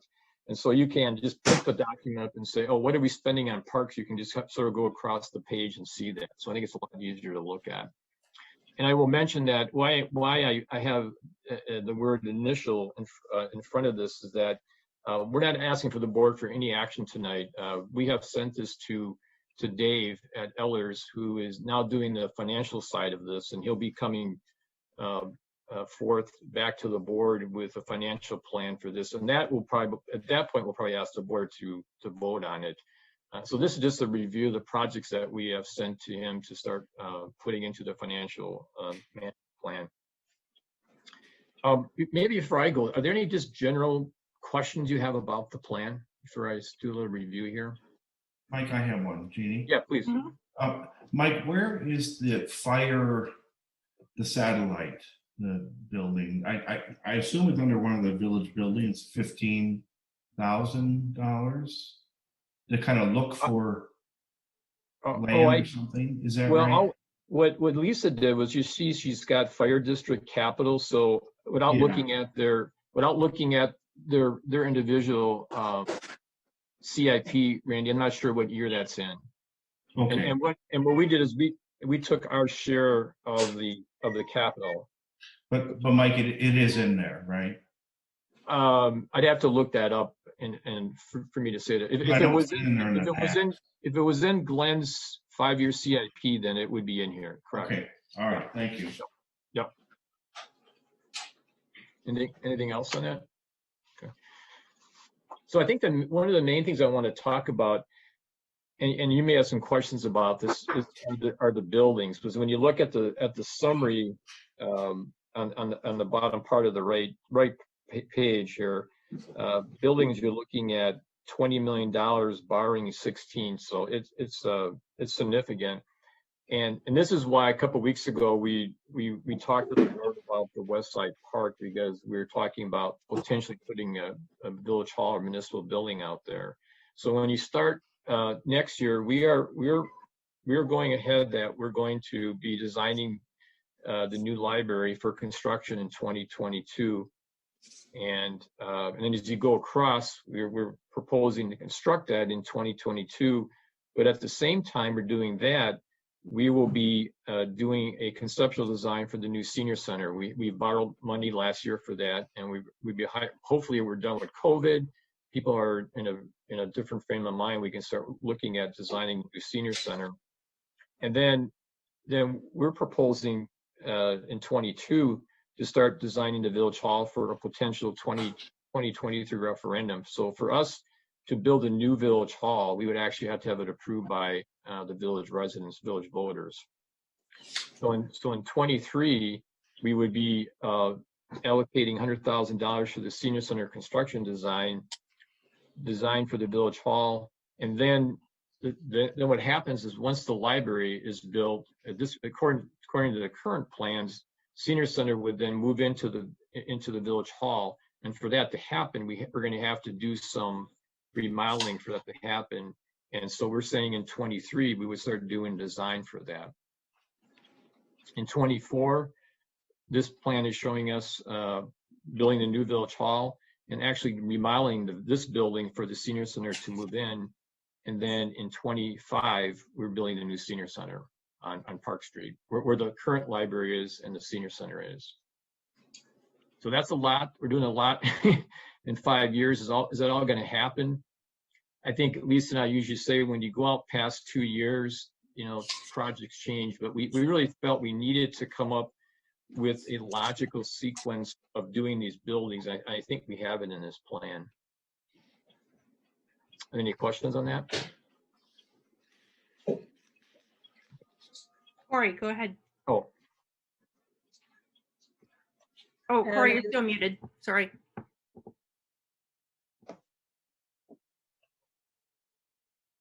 Sorry, I switched to my sheet before I clicked mute. I'm just wondering why in 2022 we don't have any money in crack filling, chip sealing, or mill and overlay. Because we're going to be borrowing the money in 21 and doing what we did a couple of years ago, where we're doing a large projects versus spreading them out over 2 years. Okay, thank you. I mean, it depends, it's potentially, Jeff goes out to bid. We may end up carrying some money forward, but at this point, that's where our thought is. Okay, thank you. Sure. So then just sort of generally looking at some other projects in 21, and you'll see this when you get the proposed 21 budget. We're proposing to do JC Park West next year. We're moving ahead that we're going to complete the fundraising and we're going to borrow the money and do the project next year. Jeff and I are still looking at doing the repairs to the bike trail. We're hoping we can move ahead with getting the necessary easement on that. So we have that in the budget. The big street project next year would be doing the project County North with the county, and then we'd be taking over the ownership of the road. And then we're continuing to do the work at the treatment plant in 21. So 22, the big street project there would be in the middle of the page. There would be that would be the last project we'd be doing with the county, at least to the downtown area. That would be doing it on Janesville Street, and then we'd be taking ownership of that road over as well. And then as you see under the water and sewer, and this is something that Jeff, Lisa, and I will be talking to the board about hopefully the next couple of months is design of the business plan. So we're actually putting money in here for doing a lift station in 22 over across the highway. So in 23, in addition to doing the buildings, as I mentioned, and there again, Randy, if you see, Randy's not there, but we go across the page where we have the fire district capital in here as well. And then in 2023, we are now back doing streets like South Main and State Street and West Grove and places like that. And so I think every year we're doing some, I would say, significant street programs in this plan as proposed. And in the last couple of years, besides the village hall, which would be a big project. We're continuing to do the annual street maintenance and other projects and buying equipment. And the last year, the 25, besides building the senior center, we're talking about doing potentially a bike trail through the DiMaggio property, which is along Bath Creek. And then when you look down on the bottom for the 5-year totals, it is, the number is a little shocking when you look at it. That's particularly because we're doing so many. Oh, it's the other way, at least. Yeah, thanks. Can you just keep going? Oh, maybe yeah, there it is. Thank you.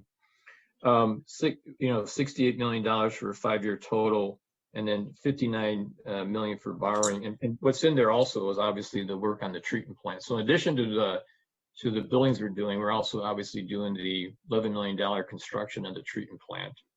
And so, it's always going to be our goal. It will continue to be the village's goal to try to keep the borrowing under $10 million. But I think in some years that's going to be, that'll be a challenge. But I think every year you'll sit down and go through the CIP with our financial advisor and Lisa and discuss, the pluses and minuses of going over that $10 million mark versus getting some projects done. So Lisa or Jeff or anyone else have anything to add to that? Did a great job. All right, board comments, thoughts, questions, initial reactions.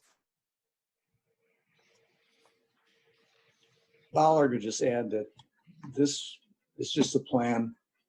We can move the puzzle pieces around any way we like in the future. Mm-hmm. And for right now, it's a good tool to use for budgeting, right, Mike? Yeah, this makes honestly doing the 21 budget a lot easier because Lisa and Jeff and I were working on just budget, and we're actually literally plugging in what we have on this sheet into the budget. It gives me a sense of confidence that we've got a plan in place. Mm-hmm. And I'll say it again, besides addressing our major street programs, I just felt, and Lisa agreed with me on this as well as the department heads, we needed to have some logical sequence for the buildings. And it all starts with the library. And so we're gonna do that construction in 22, and then hopefully everything will fall in place afterwards. So.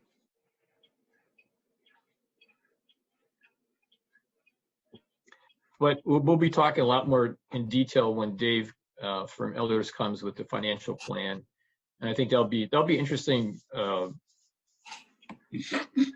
project to look at with him, or presentation to look at with him, to see how this affects future tax levies and tax payers. One of the things we talked about when we talked about this 2 or 3 years ago about the library was that we were concerned about not spiking the tax levy, and so there'll be a concern when we look at this with Elders that we're not doing that if we can. So. All right. Well, we'll talk more about this at budget time. Yep. If anyone else has any thoughts you want to share right now? Looks like we are ready to go on to item I. Good. Thank you for your attention. Yes. So item I is initial discussion of Public Works Organization Structure Plan in 2021. We have a recommended motion to refer this item to the October Village Board budget meeting for discussion as part of the Public Works 2021 budget. Jeff, I think you just kind of wanted to give us a heads up that this is what you were thinking so that we didn't get this cold during the budget. Is that correct? Right? Correct, exactly. And just kind of discuss a little bit of, just so you're as a board are aware of kind of our planned direction. I think it's a very logical direction, but we are going to have, as I say in my memo there, we're going to have some pretty pivotal retires in 2021, and I'm estimating probably 3 retirements out of our village or public works, and those are individuals that have worked for us for a very long time. They're great employees, and it's going to be a loss to us, but it's also an opportunity for us to look at how we structure things. I I don't have a long-term history with public works directors, obviously, other than working with them for the last 20 years. But the, you know, the role has definitely gotten much more technical oriented, much more engineering related. And so my goal is to kind of work towards a model that as we grow, we can kind of diversify a little bit some of the responsibilities. And so what you see here is, if you see in the first organization chart, that's just kind of how it is as of today. And it's, you know, it's great. It shows our, you know, we have a total of 14 staff, including myself and positions. And what I would like to do is be able to move to kind of more of a, if you go to the second one, move to more of a situation where we create the assistant director of public works is also the village engineer, or a village engineer type position. Now, it doesn't mean we would get rid of somebody like Rupert Milkey or anything like that, because there's just an inordinate amount of work that needs to be done, watching projects and everything. But this person would likely have a little more technical experience and could possibly operate as a utility superintendent. But my goal would be at least initially to enact a street superintendent person and if we could, a utility superintendent. I'll be bringing some information before you all at a later date. It kind of shows some of the financial impacts of this. I mentioned this in my memo that, you know, we can, with retirees who are at the top of their pay scale, and now you're replacing them with those who are not at the top of the pay scale, does allow us to do some things that we can try to lessen the impact of creating these type of positions. It's going to be kind of a fluid process as we go through, but as we have a planned retirement early spring, I'll probably be bringing early 2021 an idea of at least the street superintendent, so there can be some overlap with Gary and this person. And then I'm not sure, you know, if we're well suited right now with a utility superintendent, or whether we would focus more on an assistant director of public works and village engineer person that could kind of oversee that for maybe a year until we might elevate someone or find someone for that type of position. My memo kind of describes my thought process on that. I'd be very interested to entertain any questions or thoughts or suggestions any of you might have on it.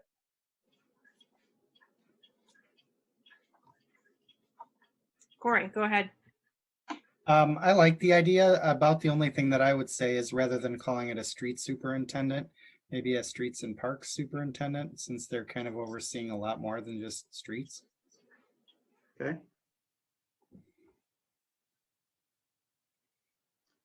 Yeah, I will say, once we do, I mean, if you've been out in Netherwood, you've probably seen the park still under construction. It's going along great.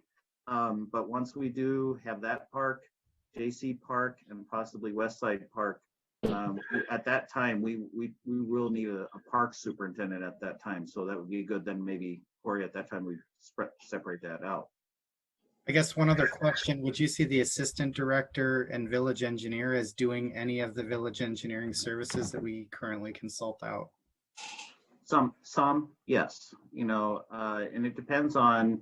I mean, like right now in my position, I do, you know, what I would call some of the back of the napkin type engineering that we can do, and in-house type stuff when, as time permits.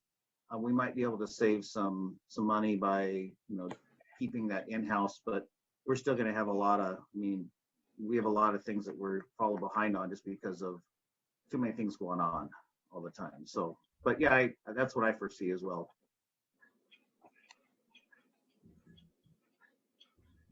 Jenna, go ahead. I was just going to say, I like this structure. I think hopefully it will alleviate some pain points that you may have been experiencing, Jeff, but I also like that it seems to give some opportunities for some of our current staff to grow as well, which is nice. Correct. So thank you for putting that out there.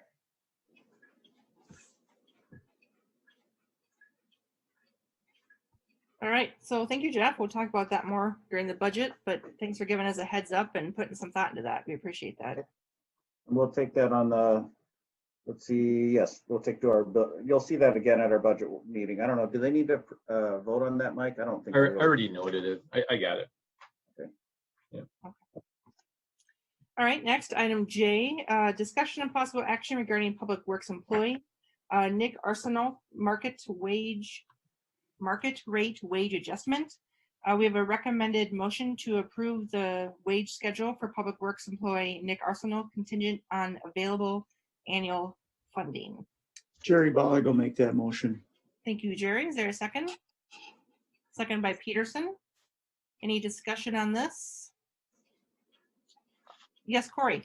I just, I wonder, it seems like we're handling all of these as kind of one-off, and I think we should probably have a policy in place on how these, get handled versus, based on an individual. So that's, I guess, one comment that I have. And then secondly, I just had a question. Does Nick have a CDL? Yes. Oh, yeah. Okay. Absolutely. So what are your thoughts on having kind of a more set schedule versus handling these individually? Absolutely. And I think Mike could be able to comment on this too. If one of the things I think our next illustrious administrator will probably tackle right off the bat and bring to your attention will be the fact that we really truly need a rate schedule for the village. And because we don't have one ever since the dissolving of the union contract and bargaining and everything, that it's been kind of a little up in the air. I know it's been brought before, and the board, I think previously wanted to, instead of kind of putting the money towards the rate schedule, was putting it back into salaries for that year. And it's a great idea and that type of thing, but it still leaves us with, staff that maybe don't see the path that they could advance to if they were to go to a grade, say from a grade 1 to a grade 9 or something like that in a certain what do you call it? Schedule, yeah. So a step plan. Right. And so what you're right, this is kind of, it does cause us a little bit of grief and frustration just from the standpoint of when we hire someone new and we do not understand maybe how they will or won't work out, we don't want to bring them in at a very high rate and then find out that they're not going to work out, and it just does not make sense. And when we bring people in at a good rate, but then we start to realize that they're very, very valuable. Nick is a fantastic employee. He's well liked by the people, but he's also extremely talented. And if you have, I think Jerry's seen the concrete work he's been doing.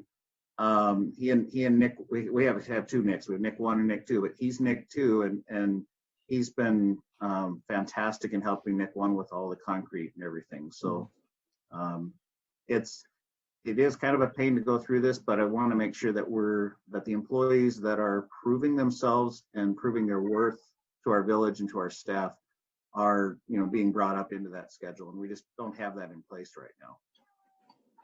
Thanks, Jeff. That was a good explanation. And I certainly want to pay our staff what they're, worth, and especially when you have high performers as well. But that being said, I think having a schedule is key to just being fair and equitable to everyone involved as well. Correct. Yes, Jerry. Yes, I just want to speak to the matter at hand here, and that's we're talking about Nick Arsenault. And I tell you, they've been working in my neighborhood all summer, and I don't know how much we save. Jeff could probably give me a better estimation of that, but thousands. Yeah, lots of money. And my observation has been that Nick Daywald and Nick Arsenault turn out concrete that is superior to what we would get from a subcontractor.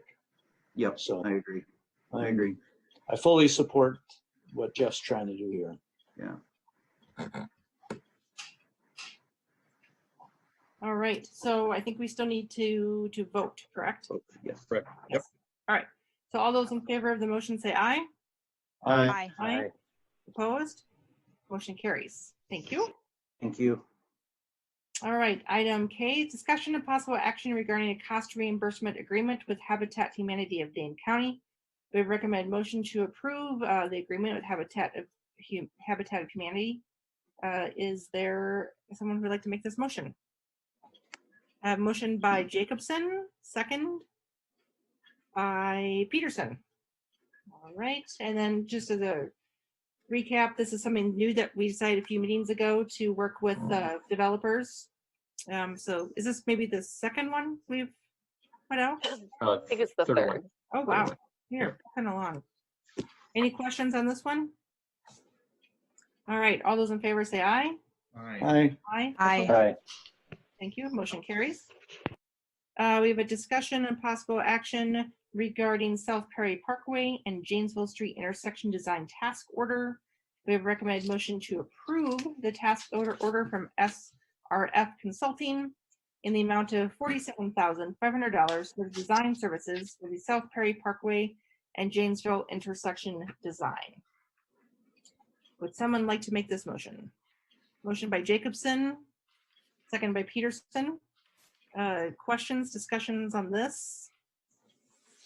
Yes, Corey. Just a quick question for Jeff. Does this include any, I saw it included a little bit of water, but do you think that the amount of the design for the water that's needed is sufficient? And is there any sanitary that needs to get worked on in that section? You're on mute, Jeff.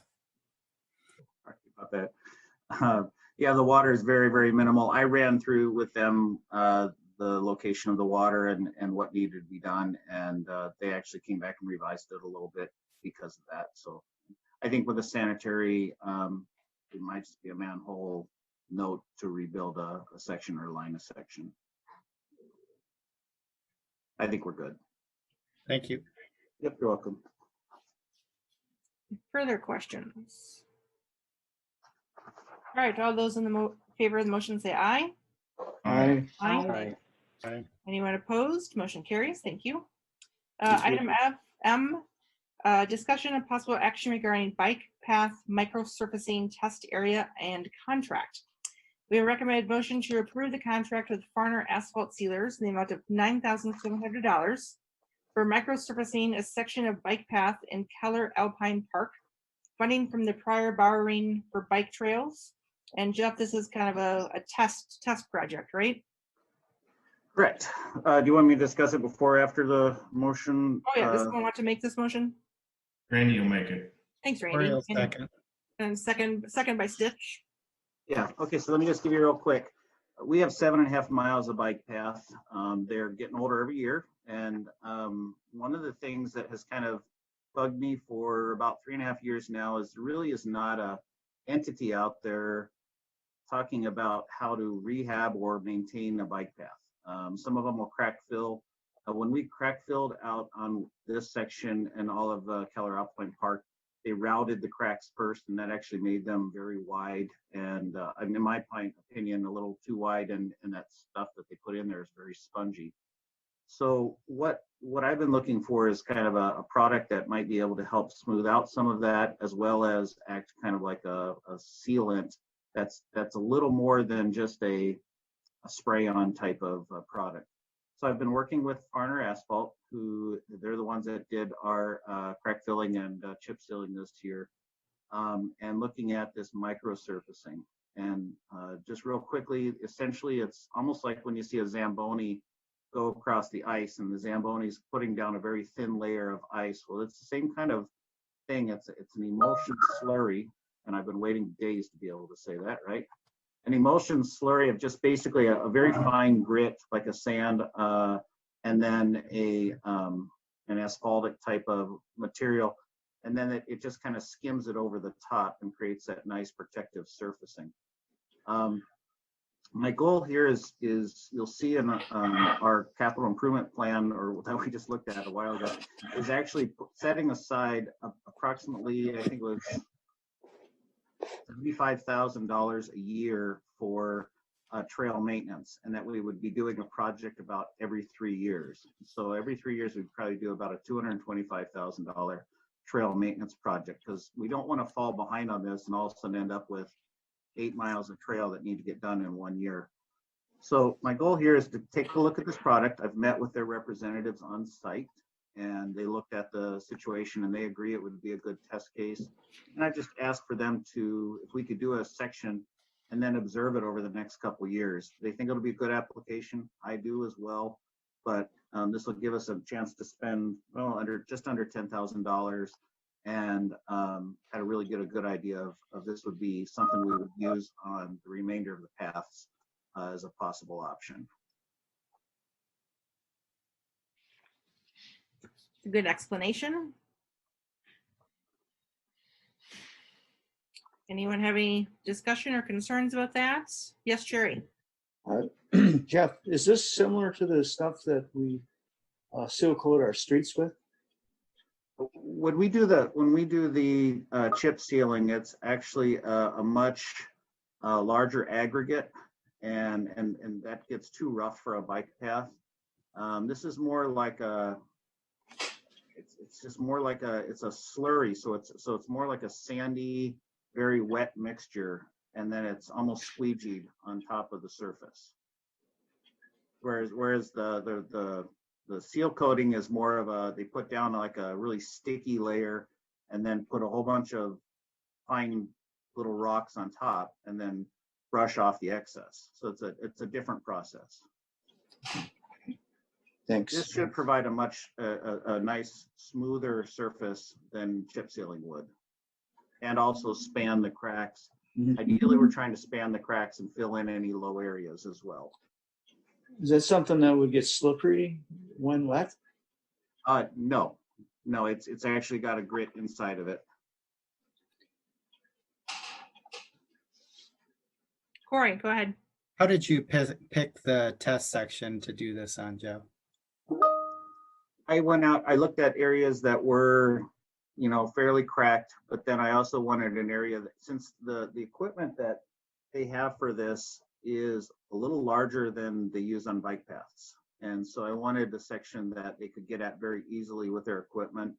They're looking at this as well as, and like I've told them, I said, if this is successful and something you want to start marketing, they may look at trying to manufacture, say, a smaller machine that would be able to handle the 8 and 10 foot wide paths.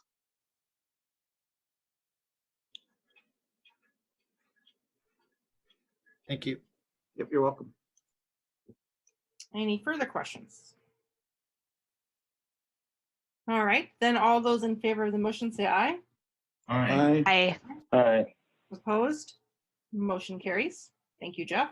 You're welcome. And this not meaning there, I was going to stop them if you didn't approve this, but they're going to do it tomorrow afternoon. Anyone wants to go out and watch? Well, at least they didn't do it this afternoon, Jeff. I agree. I would not have allowed them to do that. I told them this Sure, afternoon. I told them this morning. I said I what you can't say, approve Jeff. you to do it, but I'm pretty sure It's they still can. light out, Jeff. I'm gonna go look. You go out if you want to go out tomorrow afternoon and see. It drives within about an hour, is from what I've been told. Real question, is there a shed nearby that we need to worry about? But no, nothing. I haven't sold anything on the auction in a while. Okay, moving on to item N, discussion on possible action regarding Highlands of Netherwood Phase 2. Yes, we get to accept the utilities, so things are moving on over there. We have recommended motion to accept the water and sewer public improvements for Highlands of Netherwood Phase 2 development and assume maintenance and operation of this portion of the system. This is always a good sign that things are trucking along. Would someone like to make this motion, please? I'll make it. Motion by Peterson, second by Martin. Jacobson. Thank you. Any comments or discussion on this? Is this something that we're constantly doing with new subdivisions or developments? All right, all those in favor say aye. Aye. Aye. Aye. Motion carries.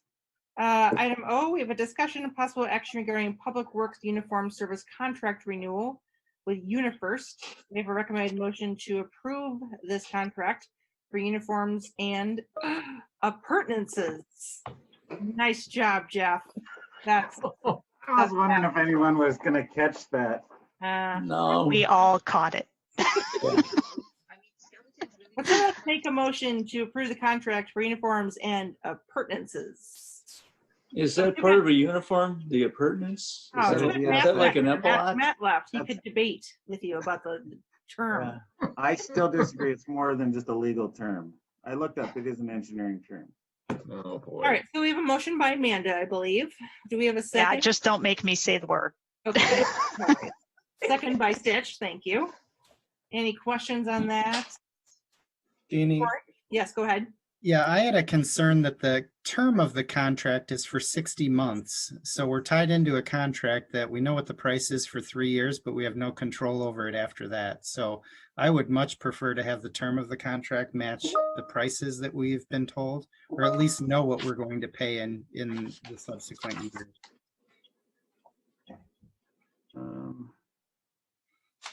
Yes, where is it? Where do you see the 60 months? Oh, 60 months term continues in effect for 60 months. So that's 5, yes. Okay, I can bring that up with them, Corey, and we could bring it back to you guys next week if you were comfortable with that. What does the rest of the board think? I'm only one. I'm fine as long as both those sections match. Whether it's I will say term- this, I mean, they're giving us prices that actually hold, so just so you know, I mean, they're holding prices for another 3 years, which they've already held for 3 years. And they've done a nice job with us with uniforms. I mean, here's the problem with uniforms. It's never a perfect system. And, but I wouldn't be overly concerned. I don't think our prices are gonna go through the roof because we would immediately, there are 3 other perfectly good uniform suppliers out there that we would say, okay, we're in a year and a half, 2 years, we're going with your neighbor. And I think it does allow them to escalate up to, let's see, well, we did strike out the 5% on the annual, so it could go up 5%, which,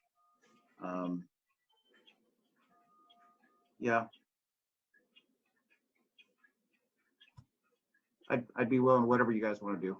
Go ahead. Yeah, Corey, go ahead. Oh, there is liquidated damages in it too. So I think the easiest thing to do is to say that we would sign a 60-month, 5-year contract if they hold the prices for 5 years. If they're not comfortable doing that, we'll sign a 3-year contract with 3-year held prices. And if they're not okay with that, I guess bring it back to us and we can talk more about it. That's my thoughts.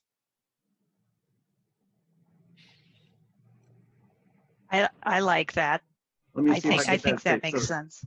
They either hold Is that- prices for 5 years or a 3-year and have a 5-year contract, or a 3-year contract and hold prices for 3 years. Correct. It should come back to the board. I agree. Yeah. I could talk to them and, I mean, we're meeting next Monday, so I could. Yeah. Yep. I could bring this back, so. Do you want us to vote that motion down to make it clean? The motion second can just withdraw if you want to Okay. do that. Yeah. All right. That- Is it okay if the motion and the second withdraw? Yes. Okay. Okay, Thank so you. we'll have that come Good back to idea. a future meeting. Thanks for catching that. Yep. Okay, item P, discussion of possible action regarding JC Park West fundraising signs. We have a recommended motion to approve the proposal from Alpha Graphics for JC Park West signs in the amount of $2,209.04. Someone like to make that motion to talk about? All right, we have a motion by Corey, second by Jacobson. Do we have questions on this from folks? You're reading the information. Yes, Amanda. What do the signs look like? Is that what we're looking at here? I was Yep. trying to figure out what the signs would look like. There'll be 3 signs on both Oak Street and Perry Parkway, Amanda. Yep. There'll be that one, and there'll be a thermometer. Yep. Oh, gotcha. Okay. Yeah. And we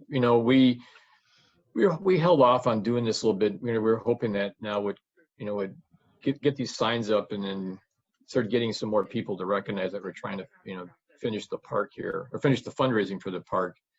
So we feel it's good timing to get these signs up. Okay. Any other questions? All those in favor of the motion say aye. Aye. Aye. Anyone Aye. opposed? Motion carries. Item Q, this is discussion of possible action regarding replacing 2 roof mount AC units at the senior center due to yet another lightning strike. Yay. We have a recommended motion to approve the proposal from Staley Plumbing and Heating for those 2 roof mount AC units in the amount of $15,093. Would someone like to make that motion, please? Motion I'll by make it. Peterson. Thank you. Second. We have a second. Second by Corey. Rachel, were you in the building when they got struck by lightning? Oh, okay, that's good. It is. We had 3 units get struck a couple of years ago, but different 3 units than these 2 units. So I'm beginning to wonder if we need a lightning diversion system on the roof. So Jeff, in your spare engineering time, when you do the back of the napkin engineering, I don't know how you are with lightning rods, but I think we could use them. I'm gonna get a big old piece of irrigation pipe and just stick it straight up and down, right next to the, I won't say. Would that be is that an appurtenance then, Jeff? That would be an appurtenance, yes. Yeah. But just so everyone knows, this is one of those things that our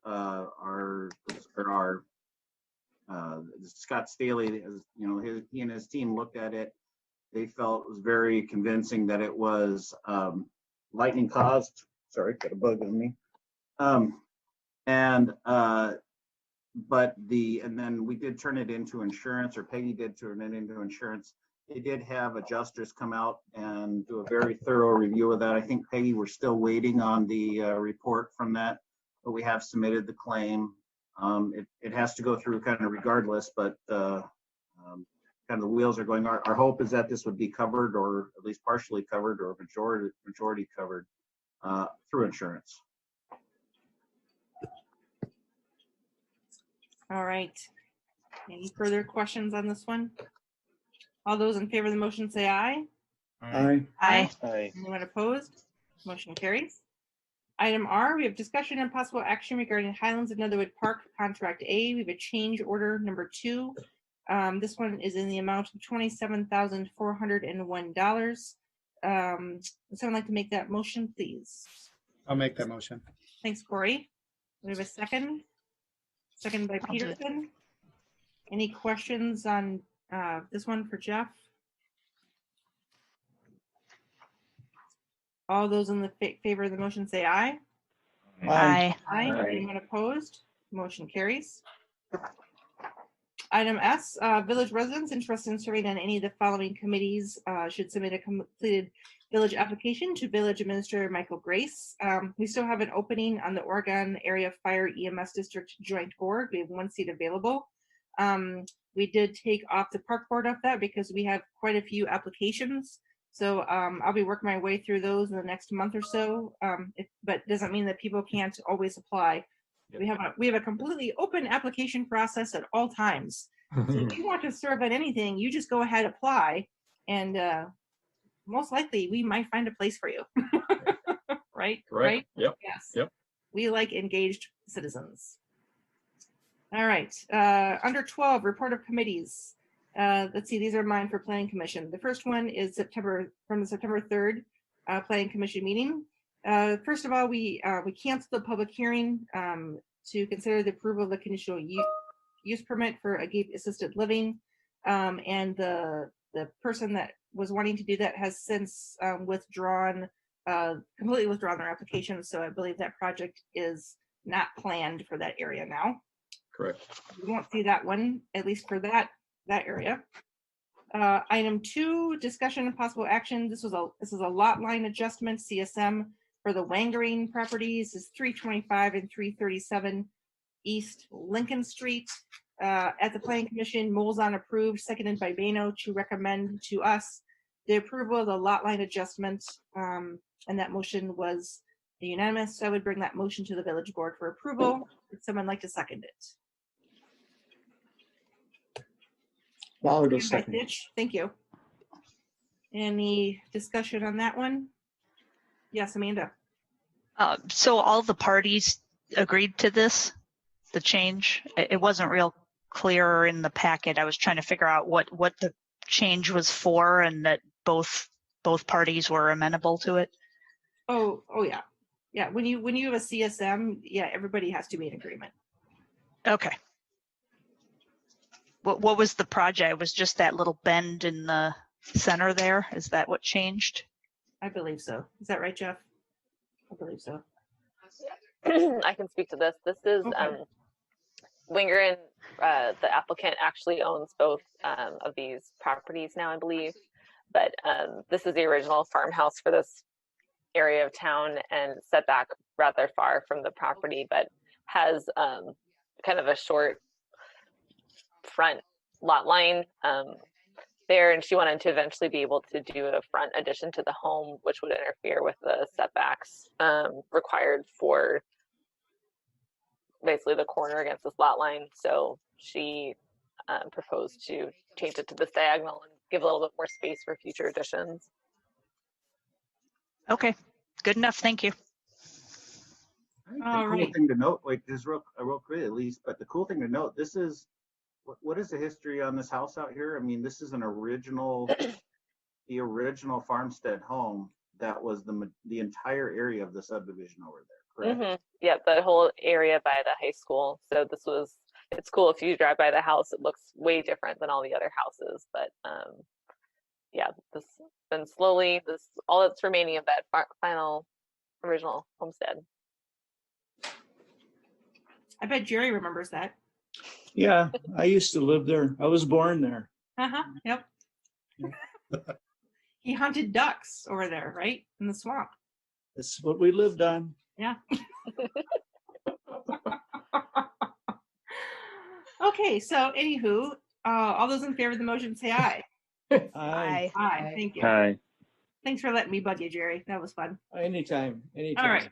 So item 3, this is discussion and possible action. This is a 0 lot line CSM for lot 108 in the Oregon Parks Neighborhood Edition on Ithaca Court. And so this is also coming to you unanimously from the Planning Commission. So I would bring this motion for approval, please. Is there a second? I'll second. Second by Peterson. Thank you very much. Any questions on this one? All those in favor say aye. Aye. Aye. Aye. Anyone opposed? Motion carries. Yet another 0 lot line. So this one is for 109 Oregon Parks Neighborhood Edition at Ithaca Court. This one also comes to you unanimously from the Planning Commission. So I would bring the motion to approve the 0 lot line CSM for lot 109 in Oregon Parks Neighborhood Edition, Ithaca Court. Is there a second? Second by Bollig. Is there any discussion on this? All those in favor say aye. Aye. Aye. Motion carries. And then we have some FYI onlys coming to you. So these were some conceptual discussions at the Planning Commission level. You'll see the information in the packet. We had a nice discussion. The first one is with John Roach of Livingwood Creations, Town of Oregon. And he knows that the area that he's considering purchasing is in the comprehensive plan future residential for the village. So we just wanted him to be aware if he does purchase that property that the village would be very interested in how it looks, whatever he builds. So we don't know if he'll come back, but that was an interesting discussion. Item 6, also conceptual. This one is the Foxborough Commons over off of, is it still Wolf Street? Okay. Yep. So you can remember those were built, I don't know how many years ago, and the original design was always to have commercial on the first floor. And for years and years, they've had problems trying to find commercial tenants. People will come in for a few months, like TDS had an office there for a few months. So they came to the Planning Commission because the Planning Commission is not real big on ever allowing this to happen. They think once it's zoned, it should stay zoned. But the Planning Commission did sort of, I think, open a door to them, saying you guys have been trying for like a solid 10 years. Why don't you come back to us, right, with a plan, and we'd actually be open to it. So Yep. that will probably be coming back our way, and that would be just to basically build out that first floor into residential apartments. The remaining 4 units. Yeah. And then item 7, this is also a review, or FYI only. This was a review of the updated draft conceptual general development plan for Lakestone properties on the east side of town at 917, 919, 947, and 957 Janesville Street. Elise has been doing a really nice job working with the Lakestone guys, and I've sort of been a proponent of having these gentlemen come before the planning commission with regular updates, because that's a big project. That's an affordable housing project with some possible commercial. The commercial is not anywhere near nailed down. It's conceptual right now, but we have such a good planning commission. The gentlemen on that commission are all work in the industry, and they give really valuable feedback to developers on things to think about. And then also things like, if you did this, things would flow better. And also if you did this, I would be more likely to vote for it. So I don't know if you all have been involved in other communities, but our planning commission is pretty awesome. I usually sit there pretty quiet in awe of these guys. Once in a while they ask my opinion, and I just like watching them work.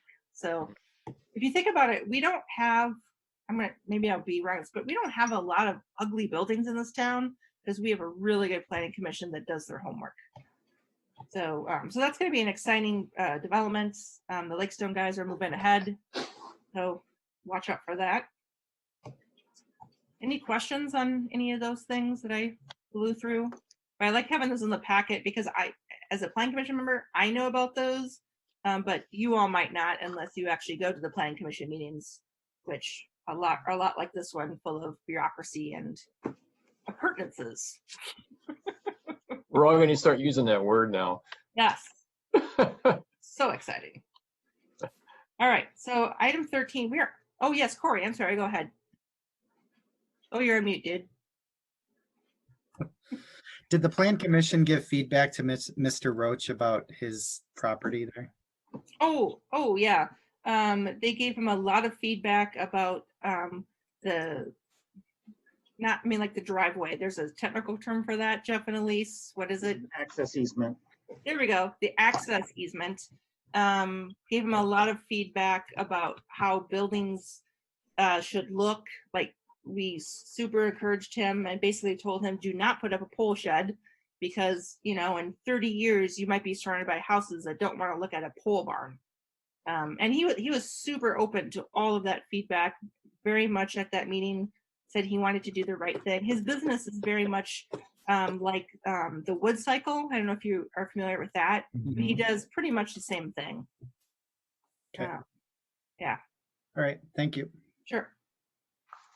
Any other questions? All right. So we have some minutes here. We have minutes from the Oregon Area Fire EMS District Commission from September 3rd. 2020 agenda, August 6th, 2020, and July 2nd, 2020 minutes and information. And then we have an item for action under item 2, possible board action, the approval of the Administrative Services 2021 agreement. This is between the Village of Oregon and the Oregon Fire EMS District. And So, Jenny, I'll move approval for that. Thank you, Randy. Is there a second? I'll go second for discussion. All right, second by Bollig. Could someone please tell us what, if anything, changed in this agreement? So this was discussed at the joint meeting with the towns back in July, Jerry. And Okay. the main thing that changed was that we updated the wages for 21. Okay, thank you. Any other questions on that? All right, all those in favor of the motion say aye. Aye. Aye. Aye. Anyone opposed? Motion carries. All right, we have no unfinished business. We have no new business. We have some future items on there. And hang on, I lost my last page. Aha. All right, item 17.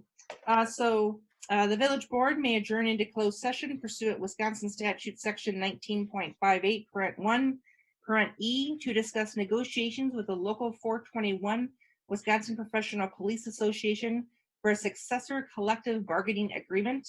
The board will adjourn its meeting from closed session. So can I have a motion to go into closed session, please? So moved, Jeannie.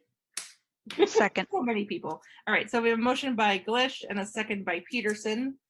Do we have to have a roll call? Yeah, you have to roll call. Yes, please. Yes, so roll call, please.